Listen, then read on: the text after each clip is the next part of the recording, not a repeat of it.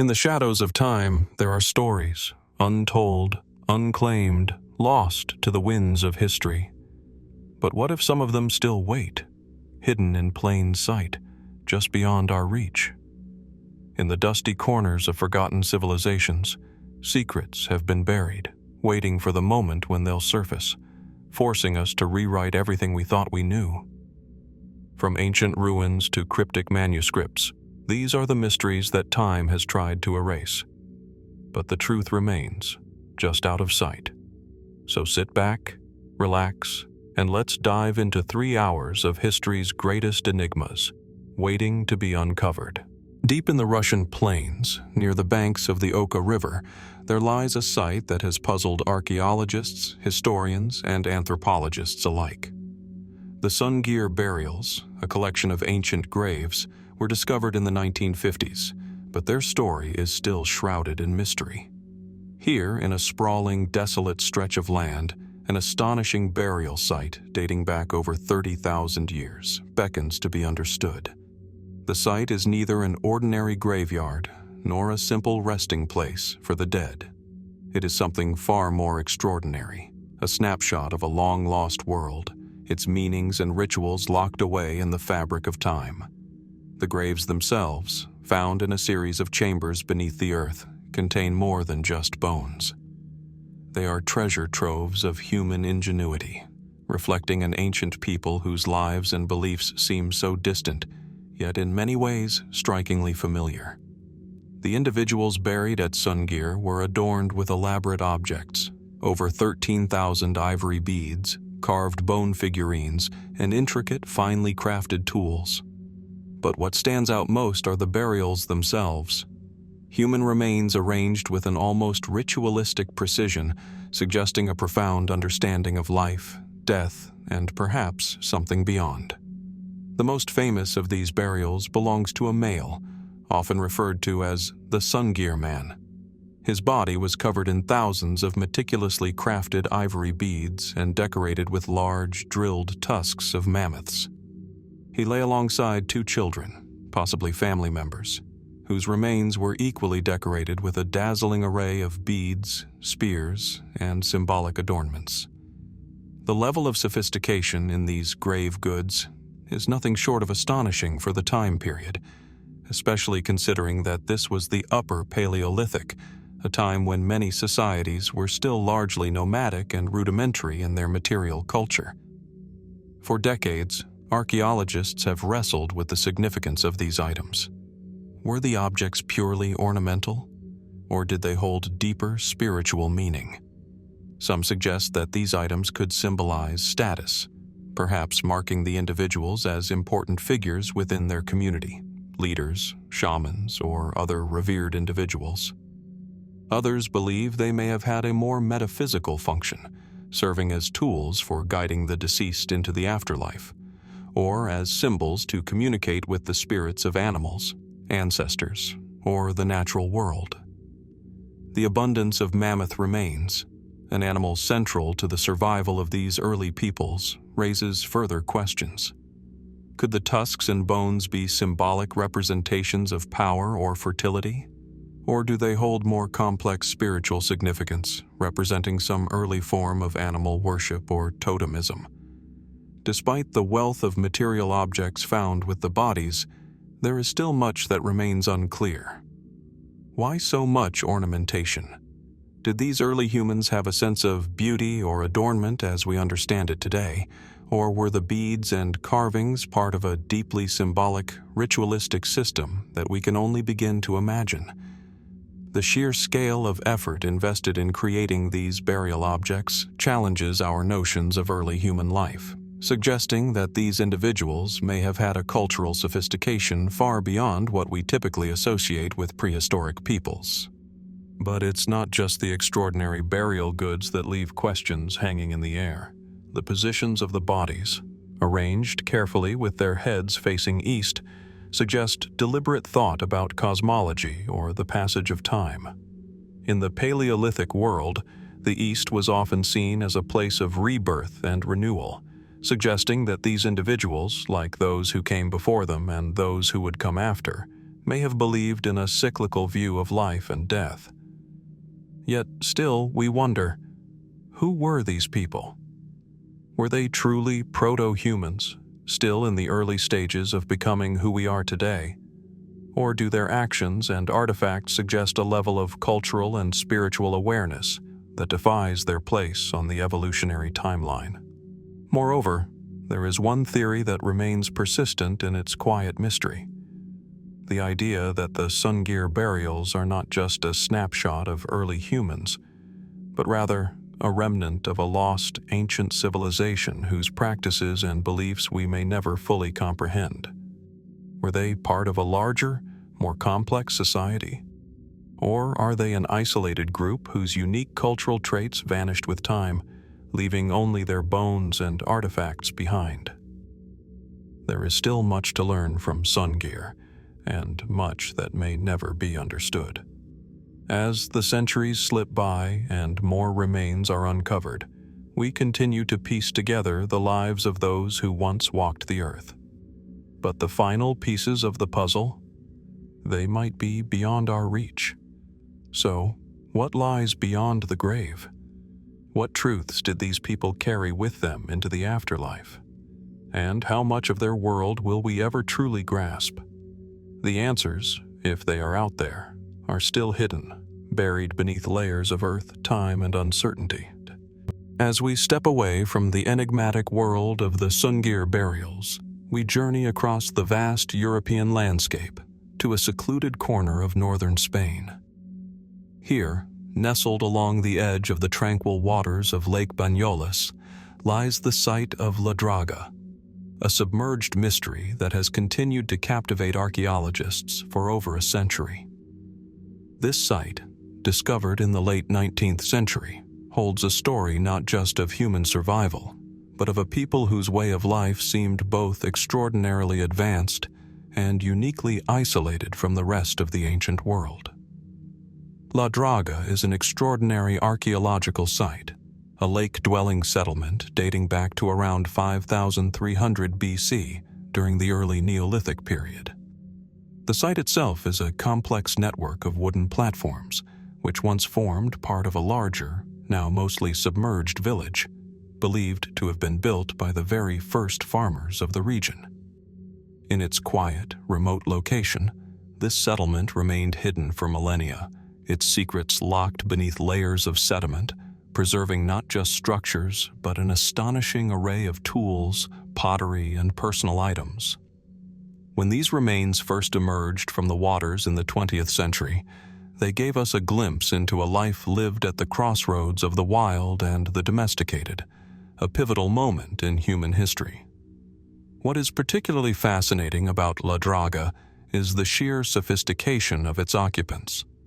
The people who inhabited this lakeside village were among the earliest Europeans to shift from a purely hunter-gatherer lifestyle to one of farming and settlement. The archaeological record here suggests that they had a profound understanding of plant cultivation, animal domestication, and the crafting of tools, skills that laid the foundation for the rise of agriculture across much of Europe. Yet, for all their advances, these people did not simply abandon the wild. They adapted to it, weaving their lives into the very fabric of the natural world that surrounded them. The objects found in La Draga are nothing short of extraordinary. Stone tools, beautifully crafted from local materials, are abundant, suggesting a community of people deeply connected to their environment. But it is the wooden artifacts, preserved remarkably well by the lake's anaerobic conditions, that truly tell a story of innovation and practicality. Wooden tools, paddles, and even a rare wooden plow have been uncovered, offering clues to the day-to-day activities of the community. The presence of domesticated animals, including cattle and pigs, further points to a society in transition, moving from foraging to farming, but also revealing a delicate balance between the two worlds. Yet it is not just the technological ingenuity of these people that stands out, but the mystery surrounding the very nature of their settlement. Why build a village on stilts, so far removed from other known settlements of the time. Some speculate that these platforms were designed to protect the community from the flooding waters of the lake, especially during the seasonal rains. Others suggest that the settlement may have had a symbolic significance, perhaps representing a boundary between land and water, the physical and the spiritual. Equally puzzling is the question of why the settlement was abandoned. La Draga seems to have been inhabited for a few centuries, flourishing as a center of early Neolithic life. But at some point, for reasons that remain unclear, the settlement was abandoned. Was it due to environmental factors, such as a changing climate or the deterioration of the lake's ecosystem? Or perhaps it was the result of social upheaval or conflicts that led the community to disperse. We may never know for certain, but the fact that the remains were left behind, untouched and preserved for thousands of years, adds to the aura of mystery surrounding the site. What else might be hidden beneath the surface of La Draga? Could there be more artifacts yet to be uncovered? More clues that would shed light on the true nature of this ancient community? Archaeologists have uncovered only a fraction of the site's potential, and with each new discovery, new questions emerge. What else lies beneath the mud, the silt, and the silence of the lake's depths? And could there be even older settlements buried nearby, waiting to be found? The very presence of these structures challenges conventional ideas of early human settlement. If such a sophisticated, water-bound society existed at such an early stage of human development, what other surprises might be hidden in the archaeological record, waiting for us to uncover? Perhaps the most intriguing question of all is what this site can tell us about the people themselves. Who were they? They seem to have lived in a time of transition, on the brink of something greater: agriculture, social structure, a more settled way of life. Were they merely survivors, scraping by in a challenging landscape, or were they innovators, shaping their world with an understanding of the natural world that we can only begin to fathom? As we ponder these questions, we are left with a haunting realization. La Draga is not just a snapshot of a moment in history. It is a reminder of how much we still don't know. Despite our growing understanding of ancient civilizations, so many aspects of human history remain veiled in mystery. The story of La Draga is still being written, and as new discoveries emerge from the depths, it will continue to challenge our perceptions of early human life, offering tantalizing glimpses of a world we can never fully reclaim. And so, as we leave the calm waters of La Draga behind, we are left to wonder, what other lost histories remain beneath the surface, waiting to be found? As we leave behind the tranquil waters of La Draga, our journey now leads us eastward into the heart of northern China, where a forgotten city lies buried beneath the dust of time. Known as Shimao, this ancient site has, for centuries, remained hidden in plain sight, its secrets wrapped in the silence of the desert.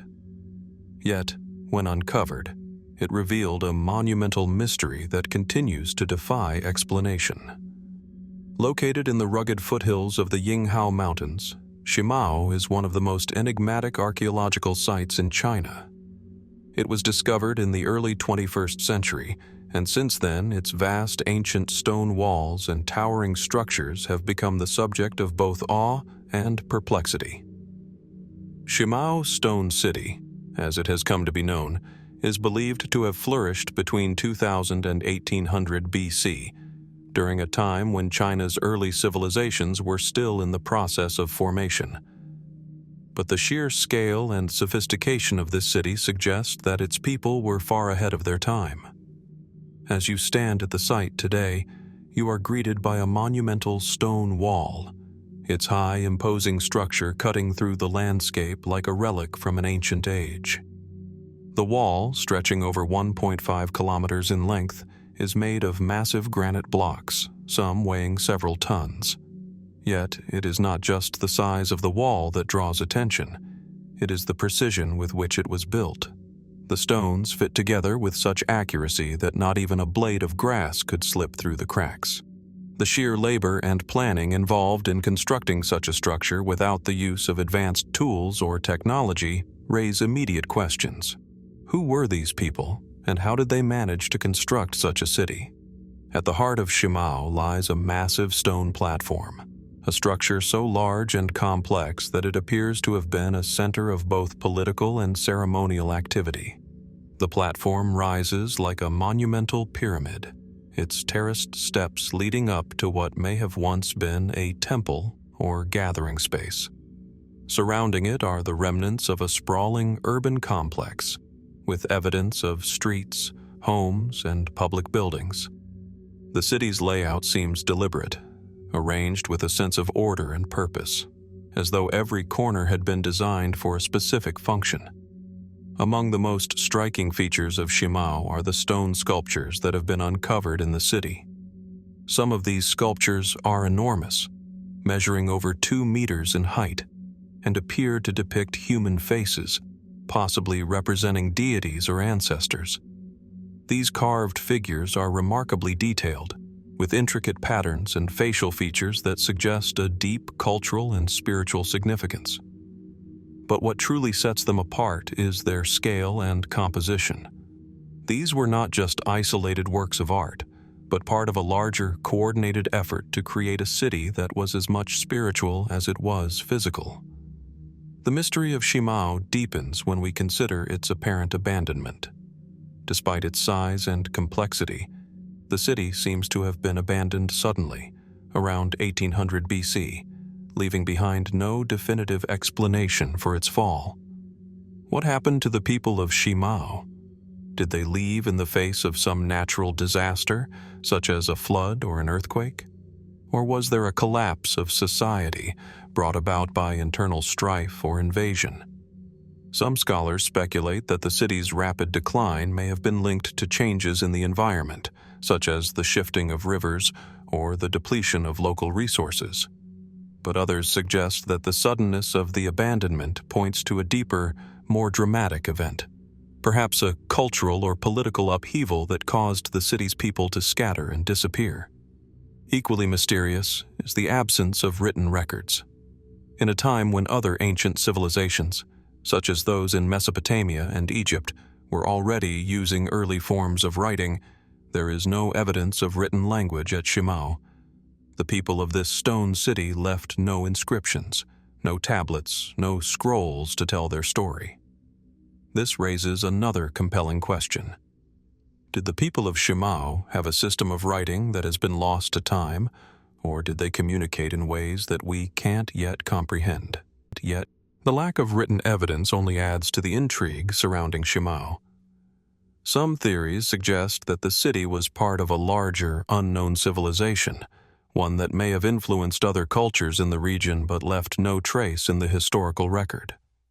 Could Shimao have been the capital of a kingdom that was eventually absorbed by later Chinese dynasties, its history erased in the sands of time? Or was it a unique and isolated society, with cultural practices and beliefs entirely different from those of the people around it?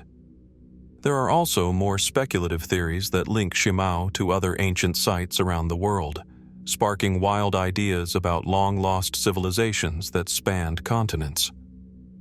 Could the remarkable stone craftsmanship and city layout of Shimao point to a connection with other megalithic cultures, such as those of ancient Mesopotamia or even distant Mesoamerica?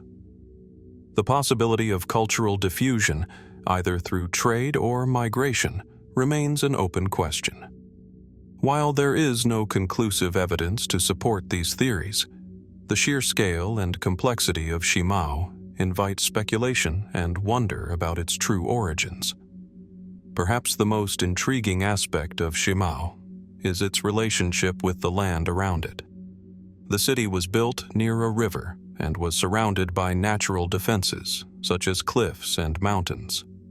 This strategic positioning suggests that the people of Shimao were not only technologically advanced, but also deeply attuned to their environment, using the natural landscape to protect and fortify their city. Could the people of Shimao have had a deep spiritual connection to the land, seeing it as both a protector and a provider? Or were the natural features of the site merely practical considerations in the construction of a defensive stronghold? As we stand in the shadow of Shimao's ruins, we are left with more questions than answers. The stone walls and towering sculptures hint at a civilization of remarkable sophistication, one that has been lost to time but not to memory. Who were the builders of this great city? Why did they leave it behind so suddenly? And most importantly, what more can we learn from the ruins that remain? In the end, Shimao is not just a mystery of the past. It is a reminder of how much of human history has yet to be uncovered. And as long as the stones of Shimao stand, they will continue to whisper their secrets, inviting us to look deeper, to question, and to explore what might still be hidden beneath the surface. As we leave behind the stone remnants of Shimao, our journey now takes us to the deserts of Saudi Arabia, where another mysterious structure lies scattered across the arid landscape. In the vast, open spaces of the Nafud Desert and the surrounding regions, a series of ancient monuments known as the Mustatil stand silently in the sand. These stone formations, some of which are over 5,000 years old, have baffled archaeologists, offering little in the way of explanation, but much in the way of wonder. The Mustatil structures, first discovered in the 1970s, but only more fully explored in recent decades, are unlike anything else found in the Arabian Peninsula. They are large, rectangular enclosures, ranging in length from 50 to 600 meters, with walls constructed from stacked stones, often built in parallel lines. At first glance, they appear to be primitive or rudimentary structures, perhaps rudimentary fortifications or enclosures meant for livestock. Yet, as more are uncovered, it becomes clear that the Mustatil are far more intricate and deliberate in their design than they first appear. These stone formations are scattered across the desert, some isolated, others aligned in a grid-like pattern that hints at a carefully planned layout. They are not mere piles of rubble. These structures are geometric, their edges sharp and deliberate. The sheer size and scale of the walls, some towering several meters high, suggest that the people who built them were no mere nomads, but had the ability to organize labor on a scale unseen in other prehistoric societies. The walls themselves are aligned with remarkable precision, and their purpose remains uncertain. What is most striking about the Mustatil structures is their aesthetic and functional ambiguity. They do not seem to serve a simple purpose, like the enclosures or fortifications we might expect from the prehistoric world. Instead, they appear to be far more complex, as if the builders had some purpose in mind that has yet to be understood. Some are aligned with celestial events, suggesting a potential use in astronomical observation or ritual practices. Others appear to have been intentionally constructed near natural features, such as rock outcrops, which may have had some spiritual or symbolic significance. But what exactly were they for? Was this a place of gathering, a ceremonial site, or perhaps something entirely different? The structures are thought to have been built by ancient peoples of the Arabian Neolithic, possibly as early as 3000 BC, during a time when the region was undergoing significant environmental and cultural changes. The landscape of the Arabian Peninsula was far different then, greener, wetter, and more conducive to settlement. The people who constructed the Mustatil lived in an environment that supported a relatively stable lifestyle, and it seems they had the resources and organization to create large-scale structures. Yet, despite their sophistication, there is no evidence of a permanent settlement directly associated with these enclosures. Instead, the Mustatil appear to be isolated, scattered across the desert in places that seem to have no obvious connection to water or agricultural resources. So, why did these people build such massive, complex structures in a desert landscape? And why did they do so in such isolation? Some scholars suggest that the Mustatil were used for ceremonial purposes, possibly linked to early forms of worship or rites of passage. The precise alignment of the structures could suggest that they were designed to mark the movements of celestial bodies, whether for ritual, navigation, or timekeeping. This theory is bolstered by the discovery of petroglyphs, stone carvings depicting animals and abstract symbols that have been found near several of the Mustatil, hinting at a potential spiritual or symbolic connection. Another theory posits that the Mustatil were centers for ritual gatherings or early forms of religious practice, serving as places for communal worship or ancestor veneration. The vastness of some of the enclosures might point to their use in collective ceremonies, perhaps related to seasonal events like rain or the migration of animals. The size and grandeur of the structures suggest a society that valued collective identity and spiritual practice, even if we can only speculate on the exact nature of these beliefs. More speculative theories have even connected the Mustatil to ancient astronomical knowledge, possibly linking the structures to early forms of astrology or astrophysics. Their precision in alignment, particularly when viewed from a central vantage point, raises the possibility that the people who built them had a sophisticated understanding of the stars and the heavens. Some have even suggested that the structures could have functioned as observatories, used to track the movements of celestial bodies and mark significant dates in the agricultural calendar. Could these stone walls have been markers for solstices or equinoxes, or even an early method of predicting the seasons?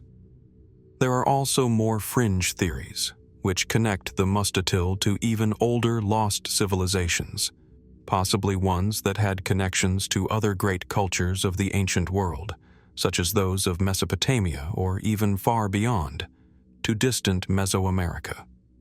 These ideas, though unsubstantiated, reflect the wonder and intrigue that these structures inspire. Could there have been a long-forgotten global network of advanced cultures, leaving traces of their knowledge and influence in disparate parts of the world? Despite these theories, the true purpose of the Mustatil structures remains elusive. Were they a means of asserting power, a form of early architecture, or something far more mystical? It is difficult to say.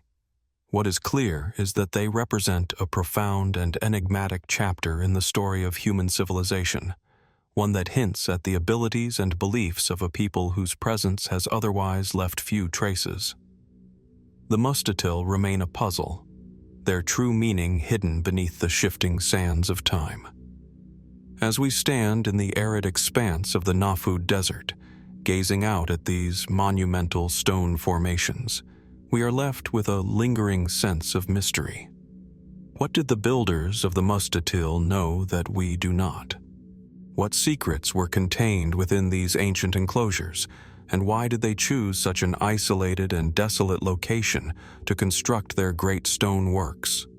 The sands of the desert continue to shift, and perhaps, with more time and further exploration, we will uncover answers to these questions. Until then, the Mustatil stand, quiet and immovable, waiting to share their story with those who are willing to listen. As we continue our journey through the enigmatic remnants of ancient history, our next destination takes us deep into the heart of Saudi Arabia, to a place where time seems to slow and the desert whispers its secrets. Nestled among the vast sands of Al-Ula, a region famed for its ancient rock formations and archaeological treasures, lies a series of stone circles whose purpose remains an enduring mystery.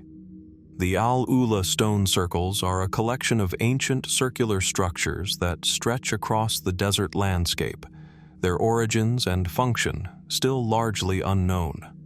The Al-Ula stone circles, some of the largest and most impressive in the world, are spread over a vast area with over 50 distinct sites identified in the region.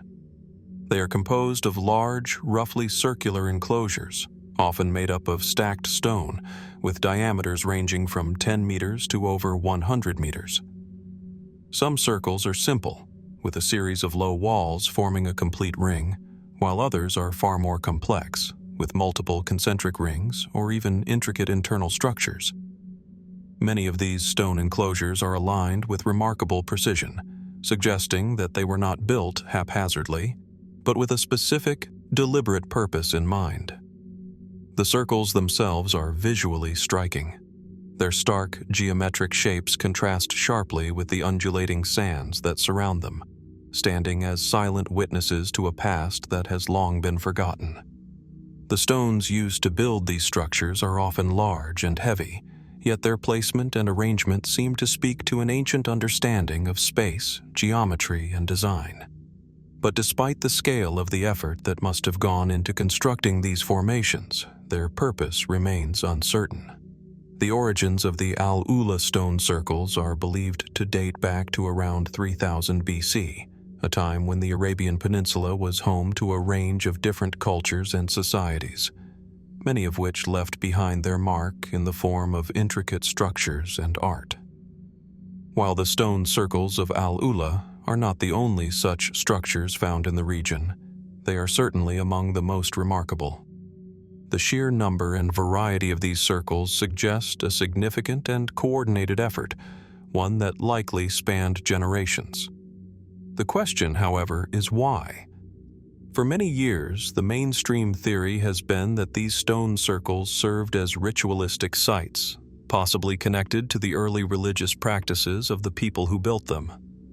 The alignment of certain circles with celestial bodies, such as the sun and stars, hints at an early form of astronomy, a science that would have been crucial for societies living in such a harsh and arid environment.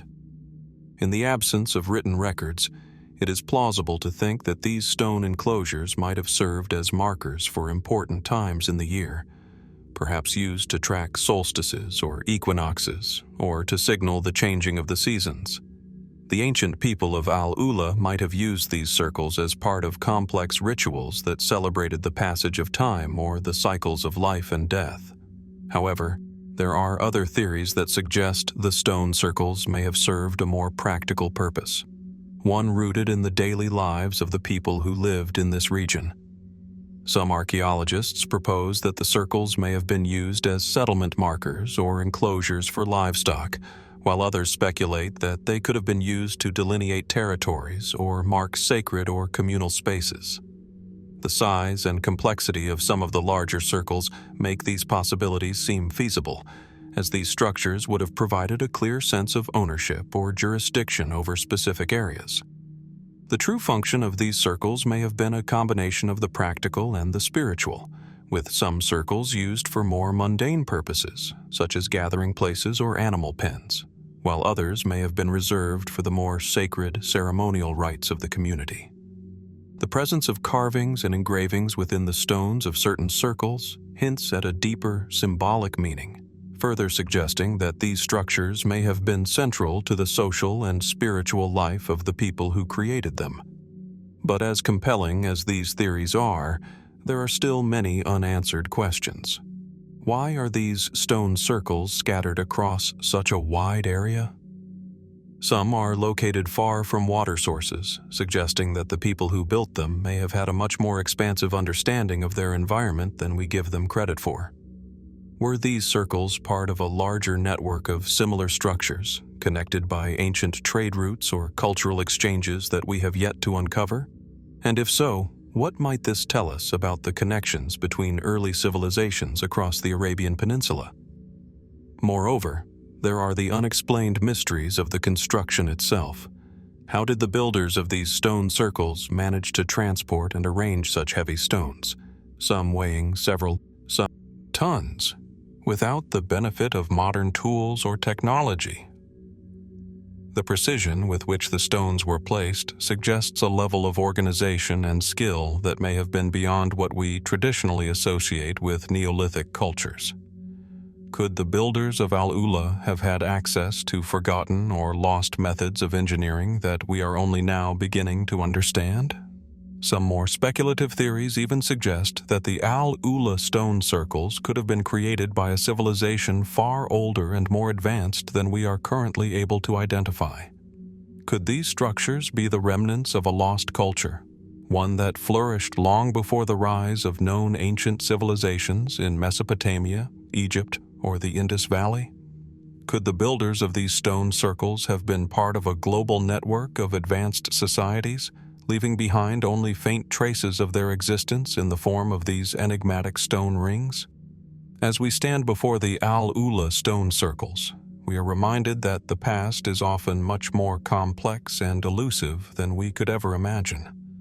The stone enclosures, silent and unyielding in the desert, speak to a forgotten people who understood something of the world that we are still trying to comprehend.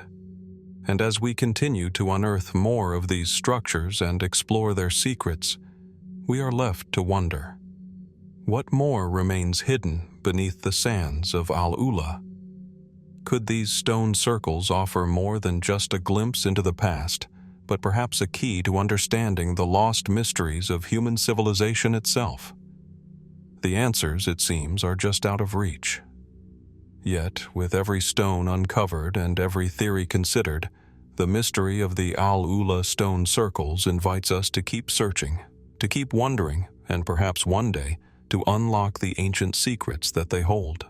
As we leave the mysterious stone circles of Al-Ula behind, we now turn our attention to a far-reaching corner of Southeast Asia, where an ancient civilization has left its mark in ways that continue to puzzle and intrigue.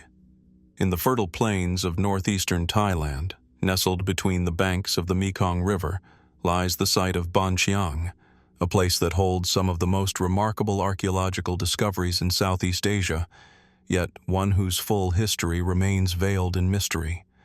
Ban Chiang is not just an archaeological site, it is a portal into an ancient world, one that stretches back over 5,000 years, to a time when the rise of civilization in this region was still in its infancy. The site was first discovered in the 1960s, and since then it has yielded a treasure trove of artifacts that have rewritten our understanding of Southeast Asia's early history. In the heart of this ancient village, archaeologists have unearthed burial sites, pottery, tools, and even remnants of early metallurgy, offering a glimpse into the lives of a people who lived long before the rise of empires and kingdoms. One of the most striking features of Ban Chiang is its remarkable ceramics, beautifully decorated pottery that is not just functional, but appears to hold deeper meaning. The pottery at Ban Chiang is distinctive, often featuring intricate red and black patterns, geometric shapes, and depictions of animals or human figures. These ceramic pieces suggest that the people of Ban Chiang had a sophisticated artistic tradition, one that was likely tied to their beliefs and their relationship with the natural world. The patterns on the pottery appear to reflect an understanding of symmetry, as well as a deep connection to the environment. But the real mystery lies not just in the designs themselves, but in their widespread distribution. Ban Chiang pottery has been found as far as China and India, hinting at long-distance trade or cultural exchange that stretches across the region. But it is not just the art that makes Ban Chiang remarkable. It is also the evidence of early metalworking. The site has yielded some of the earliest examples of bronze in Southeast Asia, dating back to around 2000 BC. This early use of metal suggests that the people of Ban Chiang were not just skilled artisans, but also innovative engineers, capable of creating tools and weapons that were far ahead of their time. What's even more fascinating is that the technology of metalworking at Ban Chiang appears to have developed independently of other known ancient civilizations, like those in Mesopotamia or the Indus Valley. How did the people of Ban Chiang learn to smelt and forge metal on their own? Was this a local discovery, or could there have been outside influences at play? The question of outside influences is one of the most intriguing aspects of Ban Chiang's mystery. The complexity of the site's artifacts and technologies, particularly its advanced pottery, metallurgy, and societal structures, suggests a level of sophistication that many scholars did not expect from early Southeast Asian cultures. Were the people of Ban Chiang an isolated society, or did they have contact with more distant civilizations, perhaps through trade or migration? Some have speculated that the Ban Chiang culture was part of a broader network of ancient societies that spanned much of Southeast Asia and beyond, with cultural and technological exchanges occurring long before the rise of well-documented empires.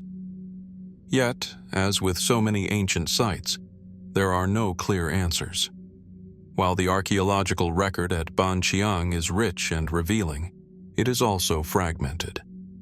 The burial sites at Ban Chiang are particularly mysterious, as they reveal evidence of elaborate burial rituals, with bodies laid to rest alongside pottery, jewelry, and tools, suggesting a belief in an afterlife or spiritual significance. Some of the burials even contain human remains that appear to have been intentionally altered, with skull deformation and bone modification, practices that hint at complex cultural or spiritual practices that we still don't fully understand. The burial customs also raise another fascinating question. How were these people connected to the larger world of prehistoric Southeast Asia?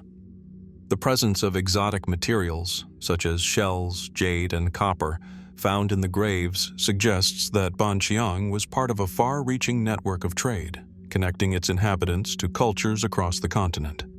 Were the people of Ban Chiang simply trading for these materials, or did they play a central role in a larger system of commerce that spanned across the regions of modern Thailand, Cambodia, Vietnam, and beyond? Even more perplexing is the timeline of Ban Chiang's development. Early excavations suggested that the site was home to a Neolithic culture, but more recent studies have shown evidence of Bronze Age technology emerging alongside stone tools, challenging conventional notions of technological progress. This juxtaposition of stone and metal in the archaeological record suggests a more gradual, complex development of society and technology, rather than a simple leap from one age to another. Were the people of Ban Chiang the product of an ongoing evolution, where stone tools and metalworking coexisted for centuries, or was there a sudden transformative moment that led to the advent of metallurgy? The potential discovery of ancient texts or inscriptions might shed light on some of these questions, but to date, no written records have been found at Ban Chiang. The lack of written language leaves us to rely entirely on physical evidence, much of which remains open to interpretation. And yet, despite the lack of written records, the sheer abundance and variety of artifacts from Ban Chiang hint at a society rich in culture, trade, and technological innovation. Perhaps the most enduring question of all is, who were the people of Ban Chiang? What was their social structure, their beliefs, their way of life? We know that they were skilled in pottery and metalworking, but what drove them to build such a complex, interconnected society? Were they the ancestors of the more well-known cultures of Southeast Asia? Or did they represent a lost civilization whose contributions to history have been obscured by time? As we stand on the edge of Ban Chiang, surrounded by the remnants of this ancient society, we are reminded of how much remains hidden beneath the surface. With every artifact uncovered, we gain a deeper understanding of the past. But the full story of Ban Chiang remains elusive, waiting for future generations to unlock its secrets. What else lies buried in the earth, waiting to be discovered? And how much more will we learn about the people who once called this place home? The answers, it seems, are still out there, scattered across the plains of northeastern Thailand, waiting to be found. Until then, the mystery of Ban Chiang endures, inviting us to continue our exploration into one of Southeast Asia's most intriguing lost histories. As we journey from the rich history of Ban Chiang, we now set our sights on a distant and windswept corner of the world, an archipelago known as the Orkney Islands, just off the northern coast of Scotland. Here, on a small island called Orkney, lies one of the most fascinating and mysterious archaeological sites in Europe, Skara Brae. Known as one of the best preserved Neolithic villages in existence, Skara Brae was occupied around 3000 BC by a community that left behind extraordinary stone buildings and intricate artifacts. But what lies beneath the surface of this iconic site may reveal a deeper, submerged layer of history, a hidden chapter of Skara Brae's story that is yet to be fully understood. The Skara Brae submerged phases have been a subject of intrigue for many archaeologists, whose investigations suggest that the site has not always been as it appears today. When Skara Brae was first uncovered in the 1850s, it was a monumental discovery, revealing well-preserved stone houses that had been buried beneath sand and soil for thousands of years. The buildings, constructed from large slabs of local stone, were remarkable in their detail. They had low stone walls, a series of connected rooms, and even built-in furniture like shelves, storage bins, and seats. The architecture was functional, yet astonishingly advanced for its time, hinting at a well-organized society. The village of Skara Brae is believed to have been inhabited for several centuries before it was abandoned around 2500 BC. Today, its remains sit above ground, exposed to the elements. Yet buried in the depths beneath the village lies evidence suggesting that the story of Skara Brae may be even older, and that it may have been part of a much larger submerged landscape. Some researchers speculate that, long before the settlement was built, the region may have been much more dynamic, subject to changing sea levels, shifting coastlines, and gradual submergence over time. What happened to Skara Brae before its discovery in the 19th century? Could a submerged phase exist, hidden beneath the waters, that has yet to be fully uncovered? The idea of a submerged phase at Skara Brae is not just an academic curiosity. It points to a much larger mystery surrounding the changing geography of the Orkney Islands. Post-glacial sea levels were higher than they are today, and during certain periods, the coastline was far more extensive, extending far beyond what is visible now. Rising sea levels would have gradually inundated parts of the island, potentially burying older settlements and altering the landscape in ways that we are only beginning to understand. Could there be another, earlier village beneath the waves? A precursor to Skara Brae, perhaps? Recent studies of the underwater landscapes around Orkney have revealed unusual formations, including stone structures and terraces submerged in the waters. Some of these findings suggest that there may have been ancient human activity in the area long before the village as we know it was established. Could these submerged features be remnants of the same culture that created Skara Brae? The evidence is tantalizing, but as of now, it remains inconclusive. Some speculate that the submerged features may even be the result of natural processes, like coastal erosion, while others wonder if these structures were built by people who lived in a period before the sea levels rose. Yet there is still no definitive proof that these submerged formations are linked to Skara Brae. While many of the stone structures in the surrounding waters seem to resemble Neolithic building techniques, it is difficult to establish a direct connection. Could the submerged remnants be part of a different, older settlement entirely? Or could they have been linked to Skara Brae's residents, who perhaps lived in an earlier, now lost phase of development before the site was abandoned? Adding to the mystery, the archaeological finds at Skara Brae itself hint at much more than a simple, isolated village. The intricacy of the stone-built furniture, the advanced drainage systems, and even the well-designed storage units suggest that the inhabitants were not just survivalists, but organized, thoughtful individuals. There are even theories that some of the stone tools discovered in the village may have had ceremonial or ritualistic significance, suggesting a culture deeply connected to beliefs beyond the mundane. As we consider the possibility of a submerged past, we must also reflect on the enigmatic nature of the sea itself. Could the people of Skara Brae have had a relationship with the water that is only now coming to light? We know that the islanders were skilled in fishing, as evidenced by the many fish bones discovered in their homes. Yet could their rituals or beliefs have involved water in more profound ways than we can currently comprehend? The idea that Skara Brae was a settlement deeply intertwined with the sea offers a tantalizing, yet largely unexplored possibility.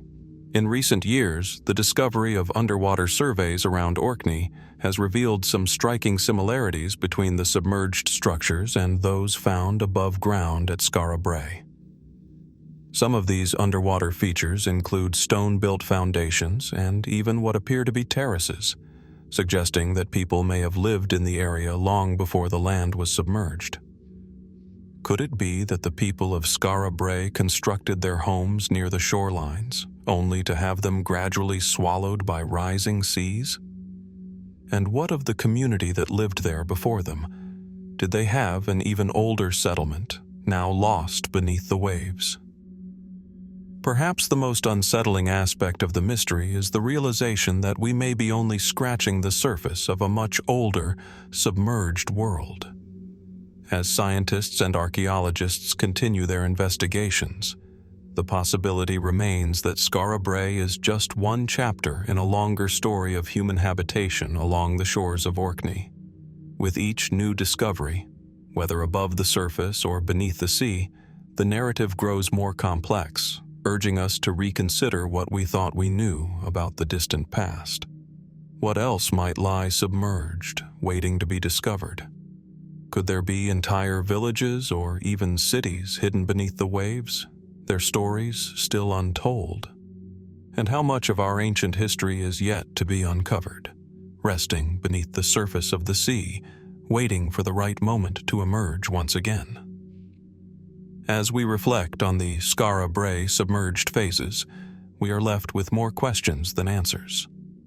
Yet, this mystery reminds us of the immense, unknowable depths of the past and the untold stories that may still be hidden beneath the waves. Leaving behind the submerged mysteries of Skara Brae, we now travel to the sun-drenched island of Cyprus, where the whispers of ancient civilization echo through the hills. Here, nestled in the foothills of the Troodos Mountains, lies the ancient settlement of Khirokitia, a place where the foundations of human society were first laid down, some 7,000 years ago. The site is an enigma, a place where a seemingly simple village once stood, yet left behind an incredible array of mysteries that continue to captivate archaeologists, historians, and anyone seeking to uncover the roots of early civilization. The first sight of Khirokitia is striking. Set on a hillside, the village sits amid lush olive groves and winding pathways, its stone walls rising out of the earth, both ancient and enduring. What remains of this once thriving settlement is a series of well-preserved circular stone houses, their walls thick and sturdy, built with local limestone and easily identifiable by their conical roofs. The buildings are arranged in a series of concentric circles, as if echoing the shape of the natural landscape that surrounds them. The village layout is strikingly orderly, giving the impression that the people of Khirokitia were not merely surviving in the land, but had mastered it in a way that was far ahead of their time. Discovered in the 1930s, Khirokitia has since become one of the most important Neolithic sites in the Mediterranean. Its people, thought to have lived there between 7,000 and 6,000 BC, were part of a larger network of early agricultural societies emerging across the ancient world. The settlement's sheer size and sophistication suggest that Khirokitia was a thriving community rather than a temporary village or a scattered collection of huts. It was a place where social structures were developing, where humans had begun to experiment with agriculture and permanent settlements, moving away from the nomadic lifestyle that had dominated for thousands of years. Yet, as much as we know about their material culture, the true significance of this place remains elusive. One of the most striking features of Khirokitia is its unusual layout. The houses are arranged in tight clusters, with a clear emphasis on symmetry and communal living. It appears that the inhabitants organized their settlement around shared spaces, creating a sense of unity and purpose. The houses, built from large stone blocks, were circular in shape, and each featured a central hearth, a place where cooking, warmth, and daily life revolved. The floors of the homes were often covered in a layer of plaster, and the walls were sometimes decorated with geometric designs, suggesting a degree of artistic expression among the villagers. The materials used in construction, stone and plaster, indicate a certain level of technological advancement, as well as an understanding of the surrounding environment. But what is most intriguing about Khirokitia is the absence of doors. The houses, while seemingly functional, have no visible openings at ground level. Instead, some houses have entryways on the roof, accessed by ladders or other means. This unusual feature raises immediate questions about the community's way of life. Why were the houses designed in such a way? Could it have been a measure of security, a response to the threat of wild animals or neighboring tribes? Or was there a symbolic or ritualistic reason for this design, perhaps linked to the belief systems of the people who lived there? While the architecture itself is fascinating, it is the burial practices at Khirokitia that raise even more questions. Archaeologists have discovered the remains of several individuals buried beneath the floors of the houses, a practice that suggests a deep connection between the living and the dead. The people of Khirokitia did not just build their homes to survive. They also built them to honor the departed. Some of the graves were found with grave goods, such as pottery, tools, and ornaments, which may have had symbolic or ritual significance. What does this tell us about their beliefs? Did they have a complex spiritual world, one that integrated death into the very fabric of their daily lives?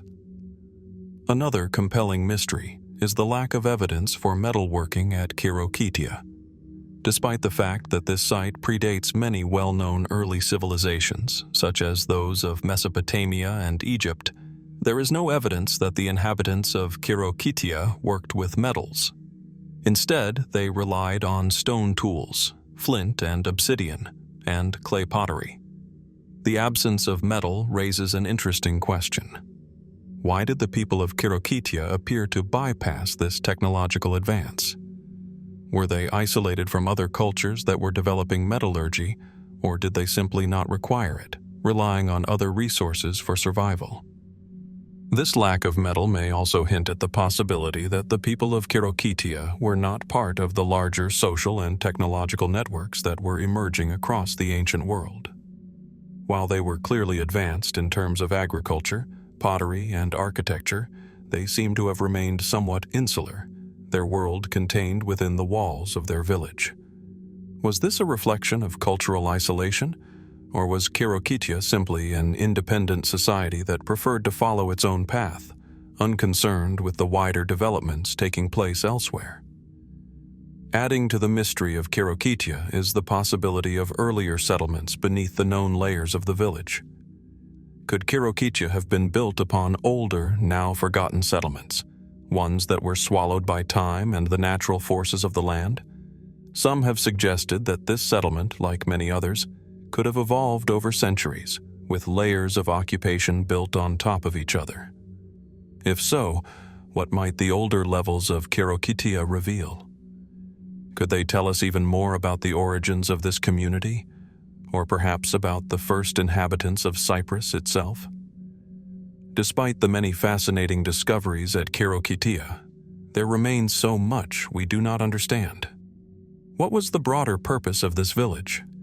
Was it simply a place for daily survival, or did it have a deeper spiritual, political, or cultural function? Were the people of Khirokitia connected to other ancient societies, or did they develop independently, creating a unique way of life that still remains a mystery?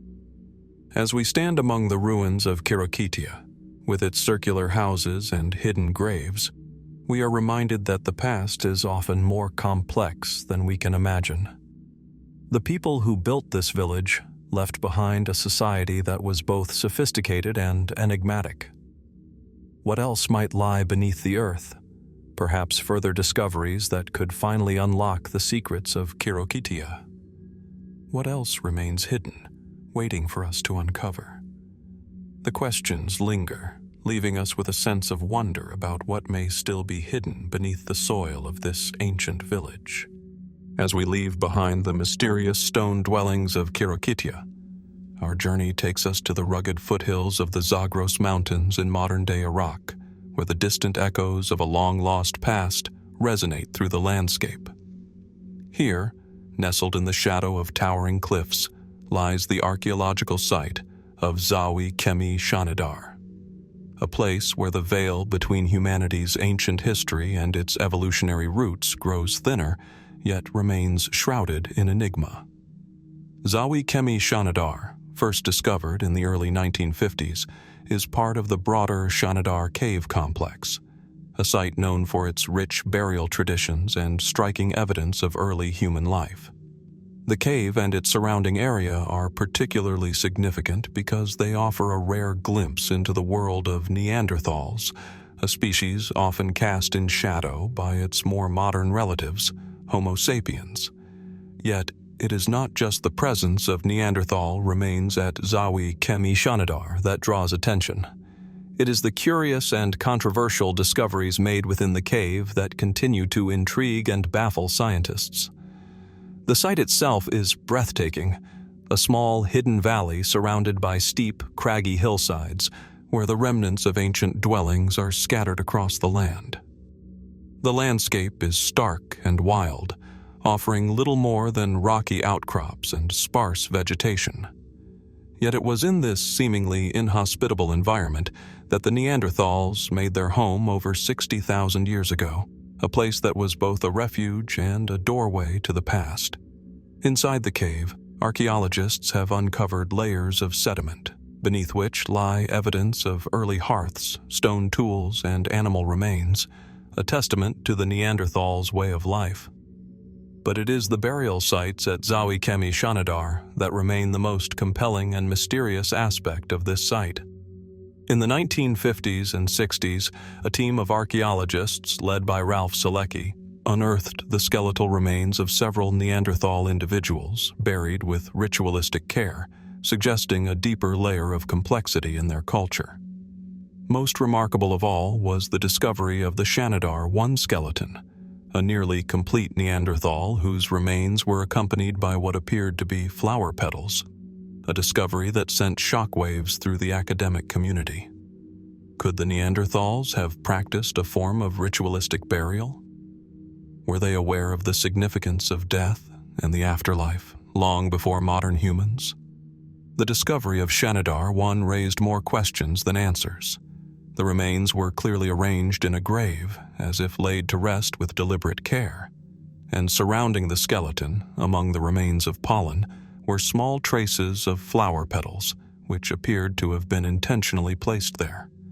The flowers, later identified as a mix of primroses, hollyhocks, and aster, have been interpreted by some archaeologists as evidence of an early form of ritualistic behavior, possibly tied to an understanding of death or spirituality.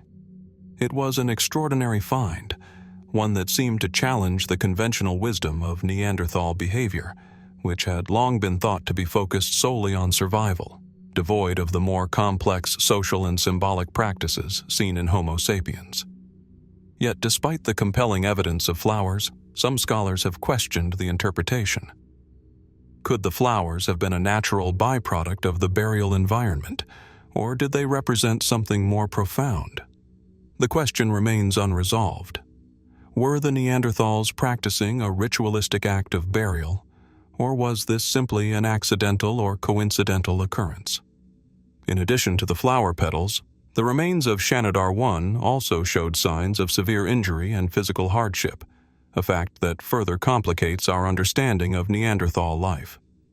The individual had suffered a series of debilitating injuries, including a broken arm, crushed ribs, and a severe head wound, yet managed to survive for years after these injuries had healed. This resilience suggests a community that cared for its members, possibly even providing care for those who were ill or injured.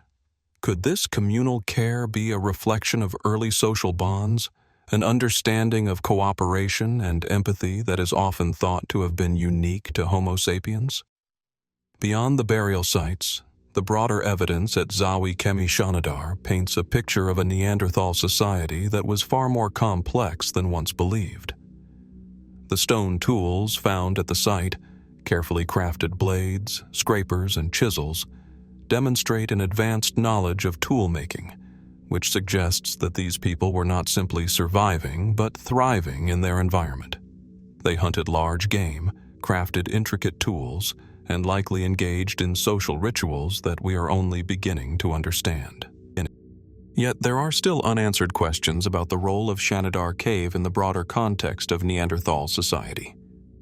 Could this small site have been a spiritual center, a place of burial, but also of social cohesion?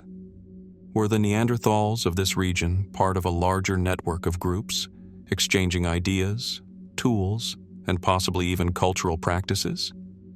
Or was Zawi Chemi Shanidar a small, isolated community with its own distinct customs and ways of life? There are those who speculate that Neanderthal culture may have been far more intricate and widespread than we currently recognize. Some have even proposed that the ritualistic burial practices seen at Zawi Chemi Shanidar may have been part of a broader, yet still poorly understood spiritual tradition that existed across Europe and the Near East. Could the Neanderthals, often thought to be primitive and instinctual, have possessed a form of belief system that influenced their daily lives, their social structures, and their interactions with one another? As we look deeper into the mystery of Zawi Chemi Shanidar, we are confronted with a profound and unsettling truth. Much of Neanderthal life remains hidden beneath layers of time. The evidence we have is fragmented, and our understanding of their culture is still incomplete. Were the Neanderthals truly the simple, survival-focused creatures they were once thought to be, or were they part of a much richer, more complex narrative, one that is still unfolding beneath our feet? Perhaps as more archaeological evidence is uncovered and new technologies are developed, we will begin to answer these questions. Until then, the mystery of Zawi Chemi Shanidar invites us to reconsider everything we thought we knew about Neanderthals. What other buried truths might be waiting for us to uncover in this distant, forgotten corner of the world?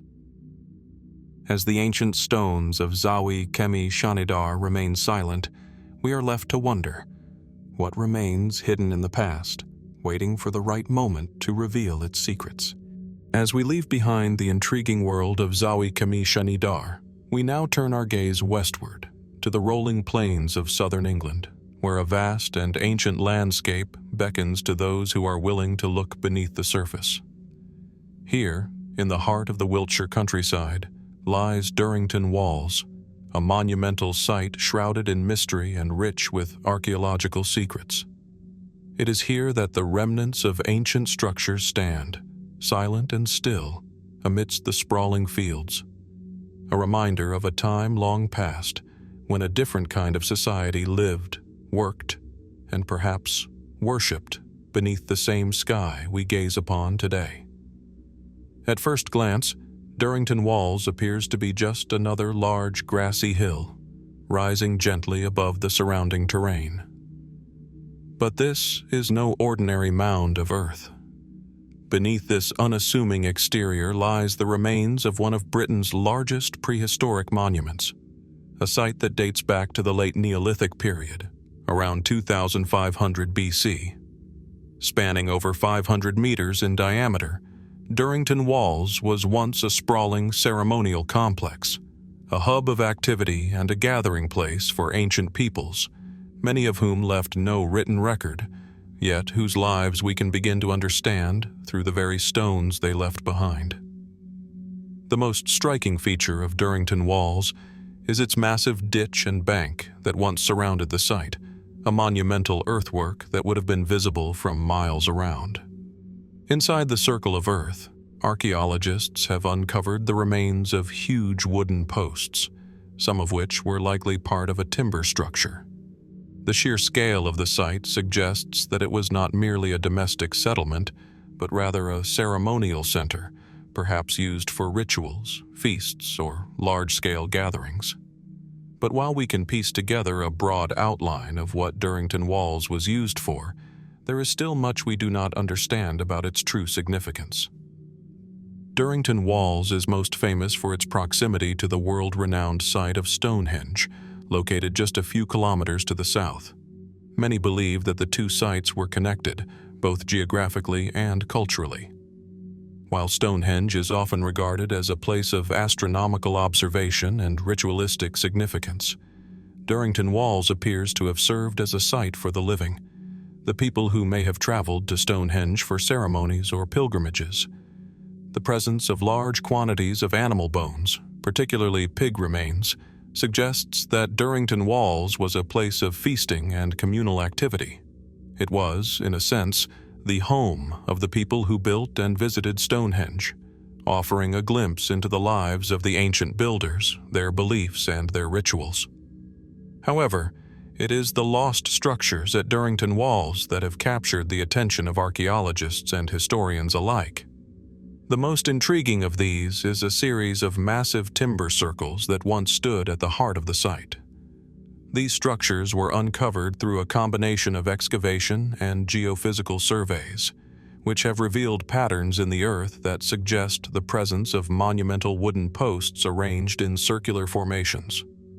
These timber circles are unlike anything else found at other Neolithic sites in Britain, raising questions about their purpose and how they might have been used. The largest of these structures, sometimes referred to as the Superhenge, was an immense circle of timber posts, possibly as large as 150 meters in diameter. But while the wooden posts themselves have long since decayed, the evidence of their existence remains in the form of deep post holes, carefully arranged in patterns that suggest a complex and deliberate design. Some scholars speculate that these timber circles could have been used for rituals or ceremonial gatherings, potentially serving as a site for the living to pay homage to the dead. The arrangement of these posts, especially in relation to Stonehenge, suggests that Durrington Walls may have been part of a larger cosmological and religious network that spanned the region. Yet, the purpose of these timber circles remains elusive. Why did the builders of Durrington Walls choose to use timber instead of stone, as at Stonehenge? And what exactly was the purpose of these massive wooden structures? Some have suggested that they may have been used for astronomical purposes, similar to the stone monument at Stonehenge, but this theory remains speculative. Others believe that these timber circles may have served as ritual gathering places, where the ancient inhabitants performed ceremonies related to the seasons or cosmic cycles. If this was the case, what beliefs or religious practices were associated with these structures? Adding to the mystery is the possibility that Durrington Walls was not the only site of its kind. In recent years, archaeologists have begun to explore other lost structures in the surrounding landscape, using advanced techniques like ground-penetrating radar and LiDAR scanning. These surveys have revealed evidence of other large-scale earthworks and wooden structures, suggesting that the region around Stonehenge was once home to a network of sacred sites and ceremonial spaces. Could Durrington Walls have been part of an even larger ceremonial complex spread across the rolling hills of Wiltshire? And if so, what was the broader significance of these sites, and how were they connected to the people who built them? The discovery of these lost structures raises another intriguing possibility. Were the people who built Durrington Walls and Stonehenge part of a larger, unknown culture that left behind no written record, but whose legacy can still be seen in the remains of their monumental constructions? Some have speculated that these people were part of a much wider network of ancient civilizations, linked by shared beliefs, technologies, and social structures. Could this network have stretched across Britain and Europe, with sites like Durrington Walls serving as focal points for a broader cultural movement? What we do know is that Durrington Walls was a place of great significance, and its lost structures continue to pose questions that are as elusive as the people who built them.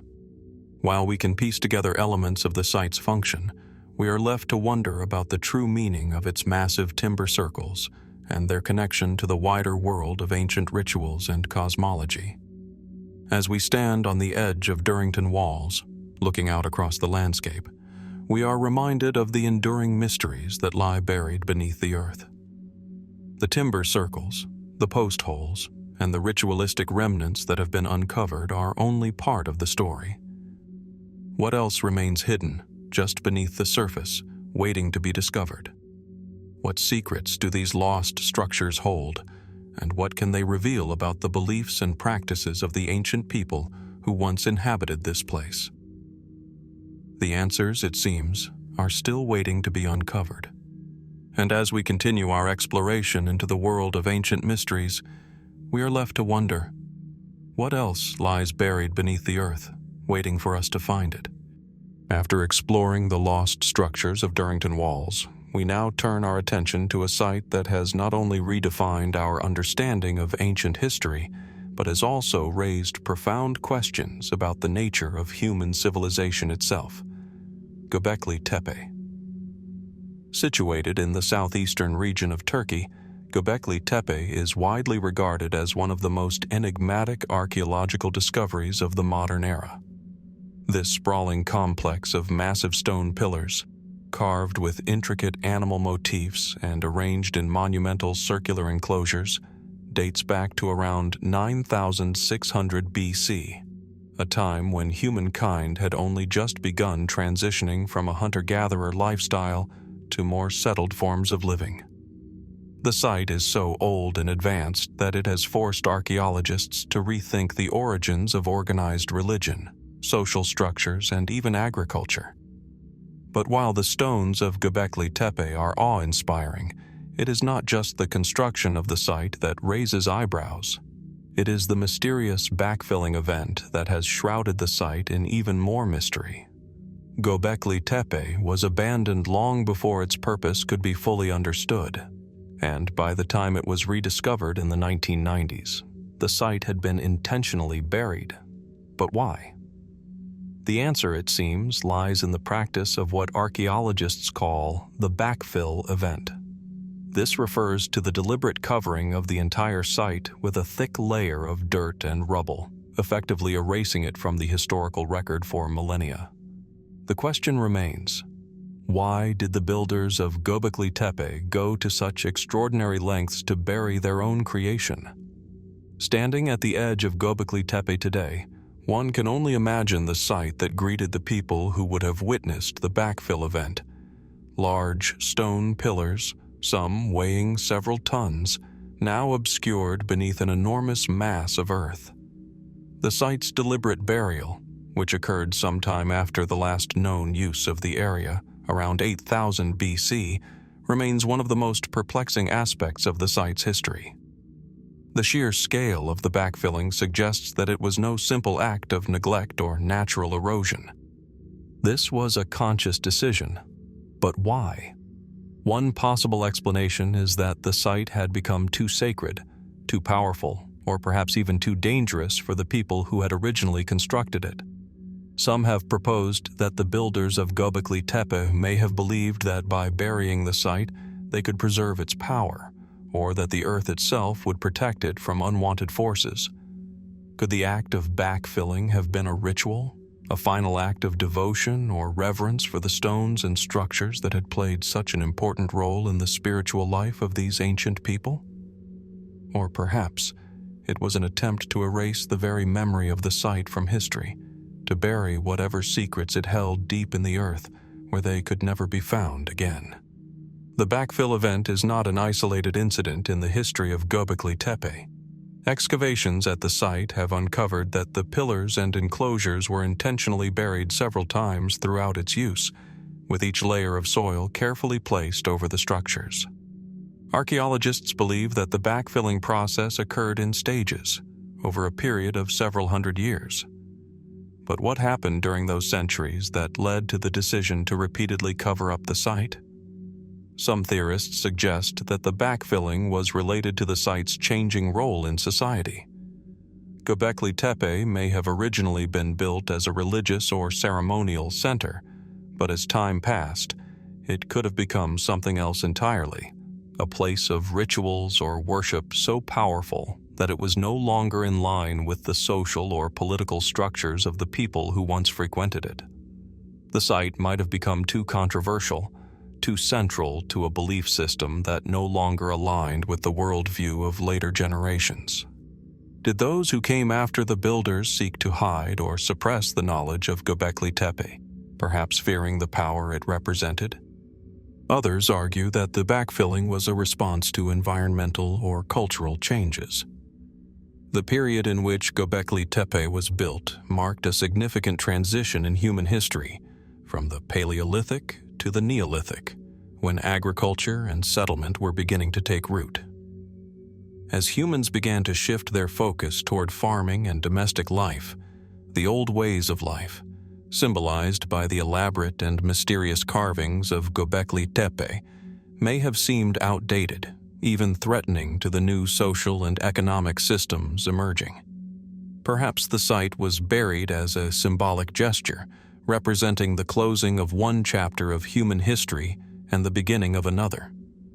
But the most perplexing aspect of the backfill event remains the sheer scale of the task. Covering a site as large as Göbekli Tepe, with its towering stones and intricate carvings, would have been an enormous undertaking, requiring a large workforce and a significant amount of time.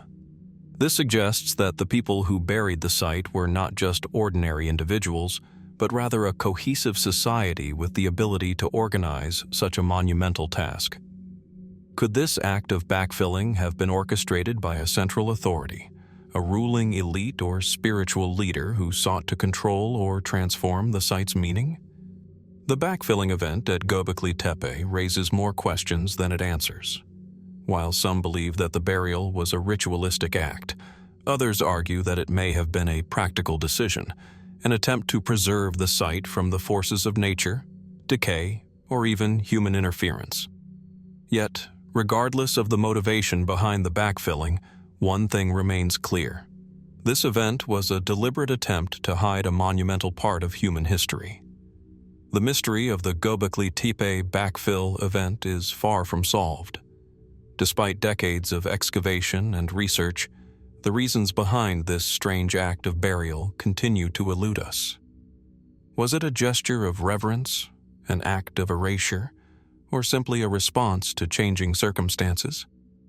We may never know for certain, but as we stand amidst the ancient stones of Göbekli Tepe, we are reminded of the vastness of the unknown and the mysteries that still lie buried beneath the earth.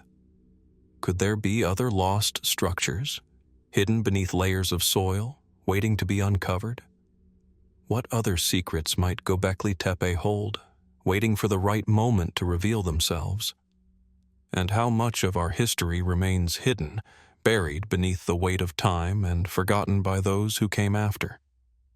As the backfill event continues to mystify archaeologists, we are left to wonder, what might still be hidden at Göbekli Tepe, waiting for us to discover?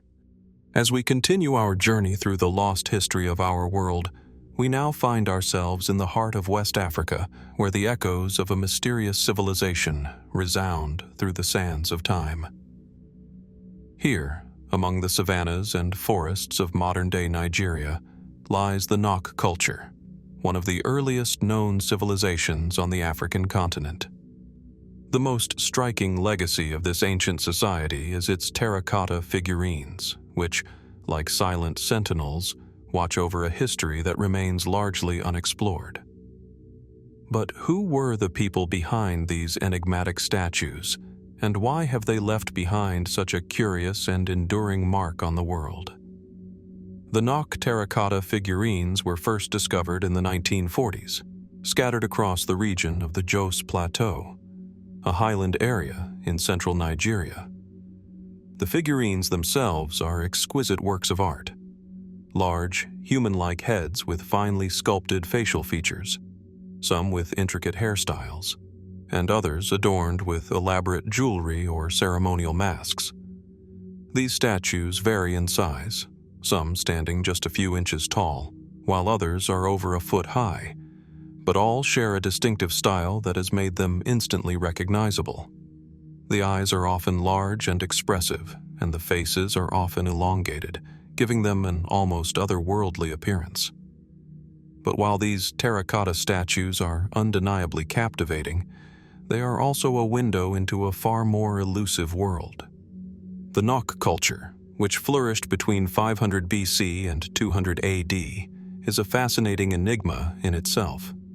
Despite the remarkable art and technology of the Nok people, little is known about their daily lives, their language, or even their political structures. What is clear, however, is that the Nok were pioneers in a number of ways. They are credited with one of the earliest known uses of iron smelting in sub-Saharan Africa, predating similar developments in other parts of the world. The sophistication of their metallurgy, combined with their mastery of terracotta sculpture, suggests a highly organized society, one capable of complex artistic and technological achievements. But it is the origins of the Nok terracotta figurines that remain shrouded in mystery. What inspired these extraordinary works of art, and what was their purpose? The most immediate theory is that these figurines may have had a ritualistic or religious function, perhaps representing deities, ancestors, or spirits. The detailed and stylized features of the statues seem to suggest a deep cultural significance, and the presence of large numbers of these figurines at certain sites hints at their importance in the life of the Nok people.